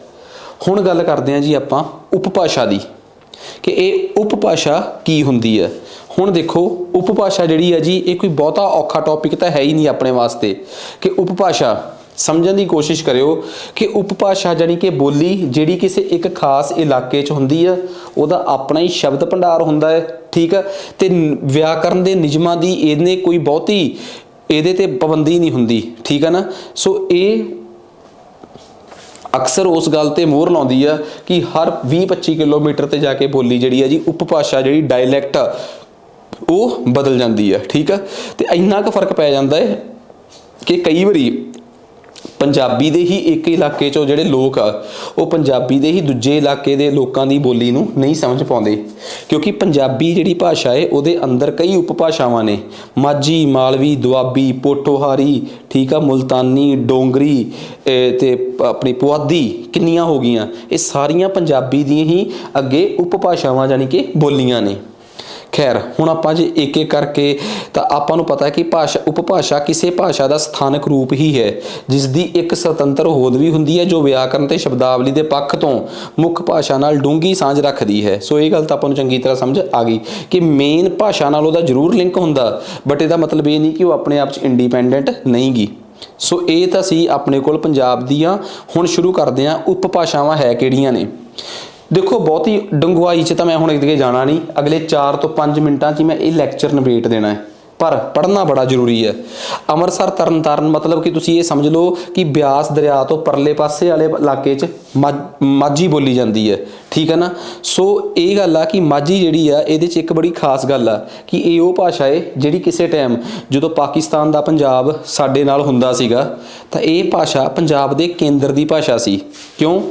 ਇੱਕ ਪਾਸੇ ਪੂਰਾ ਮਾਲਵਾ ਦਾ ਬਾਬਾ, ਇੱਕ ਪਾਸੇ ਪੋਠੋਹਾਰੀ ਦਾ ਇਲਾਕਾ ਅਤੇ ਮੁਲਤਾਨੀ ਦਾ, ਵਿੱਚ ਫਸਦਾ ਸੀਗਾ ਮਾਝੇ ਦਾ ਇਲਾਕਾ, ਜਿਹੜਾ ਕਿ ਬਿਆਸ ਦਰਿਆ ਤੋਂ ਲੈ ਕੇ ਰਾਵੀ ਦਰਿਆ ਦੇ ਵਿੱਚ, ਲਾਹੌਰ ਤੋਂ ਲੈ ਕੇ ਅੰਮ੍ਰਿਤਸਰ ਦੇ ਵਿੱਚ ਦਾ ਇਲਾਕਾ ਸੀਗਾ। ਉਹ ਬਿਲਕੁਲ ਸੈਂਟਰ 'ਚ ਆਉਂਦਾ ਸੀ, ਇਸ ਕਰਕੇ ਉਹੀ ਉਹਨਾਂ ਦੀ ਬੋਲੀ ਉੱਧਰ ਅਤੇ ਇੱਧਰ ਦੋਵੇਂ ਪਾਸੇ ਵਧੀਆ ਰਹੀ, ਇਸ ਕਰਕੇ ਉਹ ਕੇਂਦਰੀ ਬੋਲੀ ਬਣ ਗਈ। ਇਸੇ ਕਰਕੇ ਤਾਂ ਕਹਿੰਦੇ ਆ ਕਿ ਮਾਝੀ ਦੇ ਬਾਹਲੀ ਨੇੜੇ ਆ ਸਾਡੀ ਜਿਹੜੀ ਕੇਂਦਰੀ ਬੋਲੀ ਹੈ, ਠੀਕ ਆ। ਪਰ ਇਹ ਗੱਲ ਪੱਕੀ ਆ ਕਿ ਇਹਦੇ 'ਚ ਸ਼ਬਦਾਂ ਦਾ ਬਹੁਤ ਚੇਂਜ ਆ, ਠੀਕ ਆ ਨਾ। ਜਿਵੇਂ ਇਹ ਜਦੋਂ ਪੈਸਾ ਜਾਂ ਅਸੀਂ ਇਹ ਬੋਲਦੇ ਆ, ਅਤੇ ਇਹ ਅਕਸਰ ਕਹਿੰਦੇ ਆ ਜਿਵੇਂ ਭਰਾਵਾਂ ਨੂੰ ਆਪਾਂ ਭਾ, ਠੀਕ ਆ, ਜਾਂ ਇੱਕ ਅੱਖਰ ਹੀ ਖਾ ਜਾਂਦੇ ਆ ਪੈਸਾ। ਉਹ ਪੈਸੇ ਦਾ ਕੀ ਕਰਨਾ, ਪੈਸੇ ਦਾ ਕਮਾ ਲਾਂਗੇ। ਉਹ ਪੈਸਾ ਜਦੋਂ ਕਹਿੰਦੇ ਆ ਤਾਂ ਸਮਝ ਲਓ ਕਿ ਅੰਮ੍ਰਿਤਸਰੀ ਆ ਜਾਂ ਉਹ ਗੁਰਦਾਸਪੁਰ ਦਾ ਹੈ, ਕਿਉਂਕਿ ਅਸਲ ਦੇ ਵਿੱਚ ਕੀ ਆ, ਅਸੀਂ, ਠੀਕ ਆ। ਹੁਣ ਅਸੀਂ ਆਵਾਂਗੇ। ਸੋ ਇਹ ਚੀਜ਼ਾਂ ਜਿਹੜੀਆਂ ਨੇ, ਇਹ ਬੋਲੀ ਜਿਹੜੀ ਆ ਇਹ ਮਾਝੀ ਬੋਲੀ ਹੁੰਦੀ ਆ। ਇਹ ਤੁਹਾਨੂੰ ਥੋੜ੍ਹਾ ਜਿਹਾ ਪਤਾ ਹੋਣਾ ਚਾਹੀਦਾ ਹੈ, ਠੀਕ ਆ। ਤਾਂ ਕੂਣੀ ਤੋਂ ਸੁਣੀ ਦੇ ਜਾਂ ਮਾੜੇ ਮੁੰਡੇ ਮਾਝੇ ਦੇ, ਆਪਣਾ ਕੀ ਸਿੰਗਰ ਦਾ ਨਾਮ ਸੀ, ਢਿੱਲੋਂ। ਉਹ ਕੂਣੀ ਦਾ ਮਤਲਬ ਕਈ ਵਾਰੀ ਮੈਨੂੰ ਦੱਸ ਰਿਹਾ ਸੀ ਕੋਈ ਆ ਕੇ ਪਿੰਡ ਦੇ ਨੇੜੇ ਦਾ ਹੀ, ਕਹਿੰਦਾ ਯਾਰ ਕੂਣੀ ਤੋਂ ਕਿਵੇਂ ਸੁਣੀਦੇ ਆ। ਤਾਂ ਮੈਂ ਕਿਹਾ ਆਹ ਵਾਲੀ ਕੂਣੀ ਨਹੀਂ, ਠੀਕ ਆ, ਇਹ ਕੂਣੀ ਆ। ਉਹ ਕੂਣੀ ਤੋਂ ਸੁਣੀਦੇ ਆ। ਉਹ ਕੂਣੀ ਦਾ ਮਤਲਬ ਕਿਸੇ ਨੂੰ ਕੂ ਕੇ ਬੁਲਾਉਣਾ, ਠੀਕ ਆ। ਤੂੰ ਕੂੰਦਾ ਨਹੀਂ ਹੋਏ, ਤੂੰ ਬੋਲਦਾ ਨਹੀਂ ਹੋਏ। ਸੋ ਉਹੀ ਆ, ਆਂਦਾ ਪਿਆ ਏ, ਖੜਨਾ ਯਾਰਾਂ, ਠੀਕ ਆ ਨਾ। ਭਲਕੇ, ਕੱਲ ਨੂੰ ਭਲਕੇ, ਠੀਕ ਆ। ਜਿੱਦਣ, ਠੀਕ ਆ, ਕਿ ਜਿੱਦਣ ਦਾ ਤੂੰ ਗਿਆ ਏ, ਐ ਹੋਇਆ ਏ, ਉਹ ਗਿਆ ਏ, ਠੀਕ ਆ। ਤਾਂ ਡਿਆ ਕੀ ਤੇ ਅੱਗੇ ਨੇ ਕੀ ਕਰਦੇ ਪਏ ਨੇ, ਠੀਕ ਆ ਨਾ। ਗਾੜੀ, ਇਹ ਹਮੇਸ਼ਾ ਜਿਵੇਂ ਅਕਸਰ ਇਹ ਬੋਲਦੇ ਹੁੰਦੇ ਆ ਕਿ ਗਾੜੀ ਗਾੜੀ ਤੂੰ ਚੱਲ ਮਗਰ ਮੈਂ ਆਇਆ। ਤੋ ਗਾੜੀ ਦਾ ਮਤਲਬ ਹੀ ਇਹ ਹੋ ਗਿਆ ਰਮਾਨ, ਠੀਕ ਆ ਨਾ, ਕਿ ਆਰਾਮ ਕਰਨਾ ਹੈ, ਠੀਕ ਆ। ਅਤੇ ਜਿਵੇਂ ਰੇਡੀਓ ਨੂੰ ਰੇਡੂਆ, ਇਹ ਚੀਜ਼ਾਂ ਜਿਹੜੀਆਂ ਨੇ ਸਾਨੂੰ ਪਤਾ ਹੋਣੀਆਂ ਚਾਹੀਦੀਆਂ ਇਹ ਗੱਲ, ਠੀਕ ਆ। ਪੈਸਾ, ਸੋ ਆਹੋ ਮੈਂ ਇੱਥੇ ਹੀ ਆਉਣ ਡਿਆ ਵਾਂ, ਠੀਕ ਆ, ਹਾਂ ਮੈਂ ਇੱਥੇ ਹੀ ਆ ਰਿਹਾ ਹਾਂ। ਸੋ ਆਹ ਇੱਕ ਟਕਸਾਲੀ ਭਾਸ਼ਾ ਹੋ ਗਈ ਆਪਣੀ, ਠੀਕ ਆ, ਕਾਗਜ਼ੀ ਭਾਸ਼ਾ। ਅਤੇ ਆ ਉਹਦਾ ਮਾਝੇ 'ਚ ਅਸੀਂ ਉਹਨੂੰ ਕਿਵੇਂ ਕਹਾਂਗੇ, ਤਾਂ ਤੁਸੀਂ ਆਪ ਹਿਸਾਬ ਲੈ ਕੇ ਲਿਖ ਲਓ ਕਿ ਫਰਕ ਤਾਂ ਹੈਗਾ ਹੀ ਆ, ਸਿੰਪਲ ਜੀ ਗੱਲ ਆ। ਨੈਕਸਟ ਅਗਲੇ ਪਾਸੇ ਆ ਗਿਆ ਆਪਣੇ ਕੋਲ ਦੁਆਬੀ। ਇਹ ਸਤਲੁਜ ਤੇ ਬਿਆਸ ਦੇ ਦਰਿਆ ਦੇ ਵਿੱਚ ਬੋਲੀ ਜਾਂਦੀ ਆ। ਉਹ ਬਿਆਸ ਤੋਂ ਲੈ ਕੇ ਰਾਵੀ ਦੇ ਵਿੱਚ, ਇਹ ਬਿਆਸ ਤੋਂ ਲੈ ਕੇ ਸਤਲੁਜ ਦੇ ਵਿੱਚ ਉਰਲੇ ਪਾਸੇ ਨੂੰ ਆ ਜਾਵੇ, ਠੀਕ ਹੈ ਨਾ, ਇੱਥੇ। ਸੋ ਇਹਦੇ ਵੀ ਆਪਣੇ, ਜਿਵੇਂ ਇਹਦੇ ਕਈ ਸ਼ਬਦ ਤਾਂ ਇਹਨਾਂ ਭਾਸ਼ਾਵਾਂ ਦੇ ਆਪਣੇ ਅਰਥ ਆ। ਜਿਵੇਂ ਕੋਈ ਬੰਦਾ ਬੜੀ ਅੜੀਆਂ ਜੀਆਂ ਕਰੇ, ਇਹ ਤੱਦੀਆਂ ਬਹੁਤ ਕਰਦਾ ਹੈ। ਇਹ ਤੱਦੀਆਂ ਸ਼ਬਦ ਟਿਪੀਕਲ ਉੱਥੋਂ ਦਾ ਹੈ, ਬਿਆਸ ਦਾ ਉੱਥੋਂ ਦਾ ਹੈ, ਦੁਆਬੇ ਦਾ। ਸੋ ਐਵੇਂ ਦੇ ਹੋਰ ਵੀ ਬੜੇ ਕਈ ਨਮੂਨੇ ਆ, ਜਿਵੇਂ ਵੱਡਾ, ਬਾਗਰੂ, ਗੱਬੇ, ਠੀਕ ਆ, ਵਿਚਕਾਰ ਨੂੰ ਗੱਬੇ ਕਹਿਣਗੇ, ਤੁਹਾਡਾ, ਤੱਤੇ ਨੂੰ ਥੱਥੇ ਨੂੰ, ਠੀਕ ਆ ਨਾ, ਜ਼ਿਆਦਾ, ਇਹ ਸ਼ਬਦ ਇਹਨਾਂ ਦੇ, ਕਿੱਦਣ, ਜਿੱਦਣ, ਜਣੇਤ, ਇਹ ਸ਼ਬਦ ਇਹਨਾਂ ਦੇ ਆ, ਠੀਕ ਆ ਨਾ। ਸੋ ਇਹ ਦੁਆਬੀ ਭਾਸ਼ਾ ਜਿਹੜੀ ਆ ਜੀ, ਦੁਆਬੀ ਬੋਲੀ ਆ ਜੀ, ਉਹਦੇ ਸ਼ਬਦ ਹੈ। ਤਾਂ ਆਹ ਹੁਣ ਆਪਣੇ ਕੋਲ ਨੈਕਸਟ ਆ ਗਈ ਆਪਣੇ ਕੋਲ ਮਲਵਈ। ਮਲਵਈ ਪੰਜਾਬ ਦੇ ਬਹੁਤ ਵੱਡੇ ਇਲਾਕੇ 'ਤੇ ਬੋਲੀ ਜਾਂਦੀ ਹੈ। ਸਤਲੁਜ ਤੋਂ ਲੈ ਕੇ ਘੱਗਰ ਨਦੀ ਦੇ ਵਿੱਚ ਦਾ ਇਲਾਕਾ ਜਿਹੜਾ ਹੈ ਉਹ ਮਾਲਵੇ ਦਾ ਹੈ, ਅਤੇ ਮਲਵਈ ਬੋਲਣ ਵਾਲੇ ਜਿਹੜੇ ਆ ਉਹ ਇੱਥੇ ਡੋਮੀਨੈਂਸ ਨੇ 'ਚ ਨੇ, ਠੀਕ ਆ ਨਾ। ਤਾਂ ਆਹ ਦੇਖੋ ਕਿ ਇਹ ਥੋੜ੍ਹਾ ਜਿਹਾ ਕਈ ਵਾਰੀ ਲੱਗਦਾ ਹੁੰਦਾ ਕਿ ਇਹਦੇ ਨਾਲ ਬਾਂਗਰ ਟੱਚ ਲੱਗਦਾ ਹੈ, ਠੀਕ ਆ ਨਾ। ਹਰਿਆਣੇ ਦਾ ਜਿਹੜਾ ਬਾਂਗਰ ਟੱਚ ਆ, ਉਹਨਾਂ ਕੀਆਂ ਤੀਵੀਆਂ, ਠੀਕ ਆ, ਪਤਾ ਲੱਗ ਜਾਂਦਾ। ਬੰਤੇ ਕਾ ਡੇਰਾ, ਰਮਨ ਕਾ ਘਰ, ਬਾਈ, ਆਪਾਂ, ਜਮਾਈ, ਬਗਜਾ ਬਗਜਾ, ਇਹ ਸਾਰੇ ਜਿਹੜੀ ਬੋਲੀ ਆ ਜੀ ਇਹ ਟਿਪੀਕਲ ਮਲਵਈ ਬੋਲੀ ਆ, ਠੀਕ ਆ। ਤੀਵੀਂ, ਠੀਕ ਆ, ਆਵਾਂਗਾ, ਜਾਵਾਂਗਾ, ਕਿਵੇਂ, ਇਹ ਜਿਹੜੀ ਬੋਲੀ ਬੋਲਦੇ ਆ ਇਹ ਮਲਵਈ ਬੋਲਦੇ ਆ, ਠੀਕ ਆ। ਸੋ ਜੇ ਅਸੀਂ ਇਹਨਾਂ ਦੇ ਕੁਝ ਸ਼ਬਦਾਂ ਨੂੰ ਦੇਖੀਏ, ਜਮਾ, ਮਖਿਆ, ਮੈਂ ਆਖਿਆ, ਮਖਿਆ, ਮੂਰੇ, ਠੀਕ ਆ, ਆਥਣ ਤੀ ਕਾਈ ਜੀ, ਠੀਕ ਆ, ਕਚਾਨੀ, ਠੀਕ ਆ, ਉਹ ਕਚਾਨੀ ਪਾ ਕੇ ਲੰਘ ਗਿਆ ਤੁਹਾਨੂੰ, ਠੀਕ ਆ, ਉਹ 22 ਤੇ 25। ਸੋ ਇਹ ਚੀਜ਼ਾਂ, ਠੀਕ ਆ ਨਾ। ਸੋ ਇਹ ਸਾਰੀਆਂ ਚੀਜ਼ਾਂ ਜਿਹੜੀਆਂ ਨੇ ਇਹ ਉਹਨਾਂ ਦੀਆਂ। ਤੁਹਾਡੀ ਮੈਂਸ, ਤੁਹਾਡੀ ਮੱਝ ਛੱਪੜ ਬਣੀ ਜਾ ਰਹੀ ਸੀ, ਛੱਪੜ ਵੱਲ ਜਾ ਰਹੀ ਹੈ ਜਾਂ ਜਾ ਰਹੀ ਸੀ, ਜੋ ਵੀ ਕਿਹਾ ਹੋਗਾ ਉਹਨਾਂ ਨੇ, ਠੀਕ ਆ ਨਾ। ਤਾਂ ਇਹ ਦੇਖੋ, ਤੁਹਾਡੀ, ਤੁਹਾਡੀ, ਮੈਂਸ, ਮੱਝ, ਠੀਕ ਆ, ਛੱਪੜ ਬਣੀ, ਛੱਪੜ ਵੱਲ ਜਾ ਰਹੀ ਹੈ, ਠੀਕ ਹੈ ਨਾ। ਸੋ ਇਹ ਤਾਂ ਗੱਲ ਹੈਗੀ ਆਪਣੇ ਕੋਲ, ਸਾਨੂੰ ਪਤਾ ਹੋਣਾ ਚਾਹੀਦਾ ਹੈ ਕਿ ਆਖਰ, ਕਿਉਂਕਿ ਪੇਪਰਾਂ 'ਚ ਅੱਜ ਕੱਲ੍ਹ ਆ ਰਿਹਾ ਕਿ ਫਲਾਣਾ ਸ਼ਬਦ ਜਾਂ ਆਹ ਲਾਈਨ ਲਿਖ ਕੇ ਦੇ ਦੇਣਗੇ ਤੁਹਾਨੂੰ, ਨਵੇਂ ਕਨਸੈਪਟ ਦੱਸ ਰਿਹਾ ਨਾ ਕਿ ਅੱਜ ਕੱਲ੍ਹ ਪੇਪਰ 'ਚ ਕਿਵੇਂ ਆਉਣਾ। ਹੁਣ ਓਬਵੀਅਸ ਜੀ ਗੱਲ ਆ, ਠੀਕ ਆ। ਤਾਂ ਕਿਹਾ ਗਿਆ ਸੀਗਾ ਕਿ ਪੰਜਾਬੀ ਤੁਸੀਂ ਕਰਾ ਨਹੀਂ ਰਹੇ, ਤਾਂ ਅਸੀਂ ਕਰਾਤੀ, ਹੁਣ ਅਸੀਂ ਕੀ ਕਰੀਏ, ਠੀਕ ਹੈ ਨਾ। ਬਾਕੀ ਤੁਸੀਂ ਜਿੰਨਾ ਪਿਆਰ ਦਿਓਗੇ, ਠੀਕ ਆ, ਤੁਹਾਡਾ ਪਿਆਰ ਸਿਰ ਮੱਥੇ। ਉਸ ਤੋਂ ਬਾਅਦ ਅੱਗੇ ਆ ਗਿਆ ਜੀ ਆਪਣੇ ਕੋਲ ਪੁਆਧੀ। ਪੁਆਧੀ ਉਹੀ ਆ ਜਿਹਦਾ ਮਤਲਬ ਕਿ ਸੰਬੰਧ ਜ਼ਿਆਦਾ ਜਿਹੜਾ ਜੀ ਉਹ ਹਿੰਦੀ ਨਾਲ ਜੋੜਿਆ ਜਾਂਦਾ। ਐਂ ਲੱਗਦਾ ਹੈ ਜਿਵੇਂ ਵਿੱਚ ਨੂੰ ਕਹਿਣਗੇ ਬੀਚਮਾ, ਠੀਕ ਆ, ਗੇਲ ਗੇਲ, ਕਿ ਉਹ ਗੇਲ ਨੇ ਉਹਨਾਂ ਦੇ ਪਿੰਡ, ਠੀਕ ਆ, ਉਹਨਾਂ ਦੇ ਹੈ ਨਾ। ਤਾਂ ਕਾਤੇ, ਜਾਹਾ, ਛੋਕਰੀ, ਤਾਂ ਤੁਸੀਂ ਆਪ ਹਿਸਾਬ ਲਾ ਕੇ ਦੇਖੋ, ਉਹਨਾਂ, ਇਹਾਂ, ਇੱਥੋਂ, ਠੀਕ ਆ, ਔੜ, ਤਾਂ ਇਹ ਥਾਰੇ ਮਾਰੇ। ਮੈਂ ਤੁਹਾਨੂੰ ਪਹਿਲਾਂ ਹੀ ਇੱਕ ਕਮੈਂਟ ਦੱਸਿਆ ਸੀ ਕਿ ਥਾਰੇ ਮਾਰੇ ਜਿਹੜਾ ਜੀ ਅਸੀਂ ਕਹਿ ਦਿੰਦੇ ਹਾਂ, ਬਟ ਓਬਵੀਅਸ ਜੀ ਗੱਲ ਆ, ਠੀਕ ਆ ਨਾ। ਤਾਂ ਫਰੀਦਾ ਖਾਕ ਨਾ ਨਿੰਦੀਏ, ਖਾਕੂ ਜੇਤ ਨਾ ਕੋਈ, ਜਿਹਾ, ਜੇਤ, ਜਿਹਾ, ਉਹ ਸ਼ਬਦ ਜਿਹੜੇ ਆ ਉਹ ਪੁਆਧੀ ਭਾਸ਼ਾ ਦੇ ਸ਼ਬਦ ਆ, ਠੀਕ ਆ ਨਾ। ਸਾਨੇ ਥੇਰੇ ਗੈਲ ਗੈਲ, ਇਹਾਂ ਉਹਾਂ ਜਾਣਾ ਤੀ, ਤਾਂ ਇਹ ਦੇਖੋ ਆਪਣੇ ਆਪ 'ਚ ਹੀ ਇੱਕ ਪੁਆਧੀ ਭਾਸ਼ਾ ਜਿਹੜੀ ਹੈ ਜੀ ਉਹੀ ਬਣਦੀ ਹੈ, ਠੀਕ ਹੈ ਨਾ। ਕਿ ਸਾਨੂੰ ਤੇਰੇ ਨਾਲ ਇੱਧਰ ਉੱਧਰ ਜਾਣਾ ਸੀ, ਤਾਂ ਇਹ ਇਹੀ ਸੀਗਾ ਕਿ ਮੈਂ ਤੇਰੇ ਨਾਲ, ਅਸੀਂ ਤੁਹਾਡੇ ਨਾਲ ਹੀ ਇੱਧਰ ਉੱਧਰ ਜਾਣਾ ਸੀ। ਉਸ ਤੋਂ ਬਾਅਦ ਆ ਗਈ ਆਪਣੇ ਕੋਲ ਡੋਗਰੀ।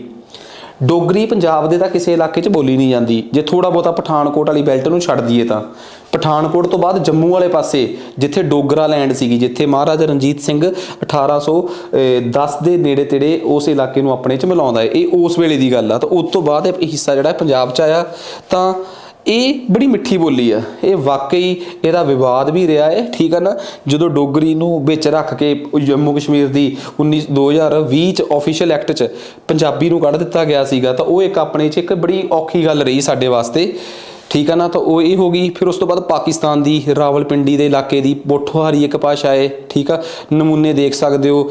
ਤਾਂ ਬੜੀ ਸੋਹਣੀ ਭਾਸ਼ਾ ਹੈ। ਜੇ ਤੁਸੀਂ ਪਾਕਿਸਤਾਨੀ ਉਹ ਦੇਖਦੇ ਹੋਵੋਗੇ ਕਿ ਉਹ ਜਿਹੜੇ YouTube ਤੇ ਖਾਣੇ ਬਣਾਉਣੇ ਆਉਂਦੇ ਆ, ਤਾਂ ਉਹ ਬੜੀ ਵਧੀਆ ਬੋਲੀ ਬੋਲਦੇ, ਉਹਨਾਂ 'ਚੋਂ ਬੜੇ ਆਹੇ ਪਸ਼ਤੋ ਜਿਹੜੀ ਆ, ਵੈਸੇ ਪਸ਼ਤੋ ਨੂੰ ਆਪਾਂ ਪੂਰਾ ਪੰਜਾਬੀ ਦੀ ਹੀ ਉਪਭਾਸ਼ਾ ਤਾਂ ਨਹੀਂ ਕਹਾਂਗੇ ਆਪਾਂ, ਪਰ ਪਸ਼ਤੋ ਵੀ ਬੜੀ ਸੋਹਣੀ ਬੋਲੀ ਹੈ, ਸਮਝ ਆਵੇ ਚਾਹੇ ਨਾ ਆਵੇ, ਠੀਕ ਹੈ ਨਾ। ਤਾਂ ਫਿਰ ਉਸ ਤੋਂ ਬਾਅਦ ਪਾਕਿਸਤਾਨ ਦੇ ਮੁਲਤਾਨ ਤੇ ਮੁਜ਼ੱਫਰਗੜ੍ਹ ਦੇ ਇਲਾਕੇ 'ਚ ਬੋਲੀ ਜਾਂਦੀ ਹੈ ਜੀ ਮੁਲਤਾਨੀ। ਸੋ ਇਹ ਮੁਲਤਾਨੀ, ਪੋਠੋਹਾਰੀ ਹੋ ਗਈ, ਠੀਕ ਆ, ਪੁਆਧੀ ਹੋ ਗਈ, ਡੋਗਰੀ ਹੋ ਗਈ, ਠੀਕ ਆ, ਮਾਝੀ, ਮਲਵਈ, ਦੁਆਬੀ, ਕਿੰਨੀਆਂ ਉਪਭਾਸ਼ਾਵਾਂ ਨੇ ਪੰਜਾਬ ਦੀਆਂ। ਇਹ ਤਾਂ ਸਾਡੀ ਹੀ ਇੱਕ ਨਿਕੰਮਾਪਣਾ ਜਾਂ ਕਹਿ ਲਓ ਸਾਡੀ ਕਮਜ਼ੋਰੀ ਕਹਿ ਲਓ, ਜਿਹੜਾ ਅਸੀਂ ਇਹਨੂੰ 2 ਜਾਂ 3 ਉਪਭਾਸ਼ਾਵਾਂ ਤੱਕ ਹੀ ਸੀਮਿਤ ਕਰਕੇ ਰੱਖਤਾ। ਸੋ ਇਹ ਤਾਂ ਸੀ ਸਾਡਾ ਪਹਿਲਾ ਲੈਕਚਰ। ਇਸ ਤੋਂ ਬਾਅਦ ਹੁਣ ਅਸੀਂ ਮਿਲਾਂਗੇ ਅਗਲੇ ਲੈਕਚਰ ਨਾਲ, ਜਿਸ ਦਾ ਨਾਮ ਆ ਵਿਆਕਰਨ। ਉਮੀਦ ਕਰਦਾ ਕਿ ਤੁਹਾਨੂੰ ਇਹ ਲੈਕਚਰ ਚੰਗਾ ਜ਼ਰੂਰ ਲੱਗਿਆ ਹੋਊਗਾ। ਅੱਜ ਵਾਸਤੇ ਇੰਨਾ ਹੀ ਬਹੁਤ ਆ ਜੀ, ਧੰਨਵਾਦ।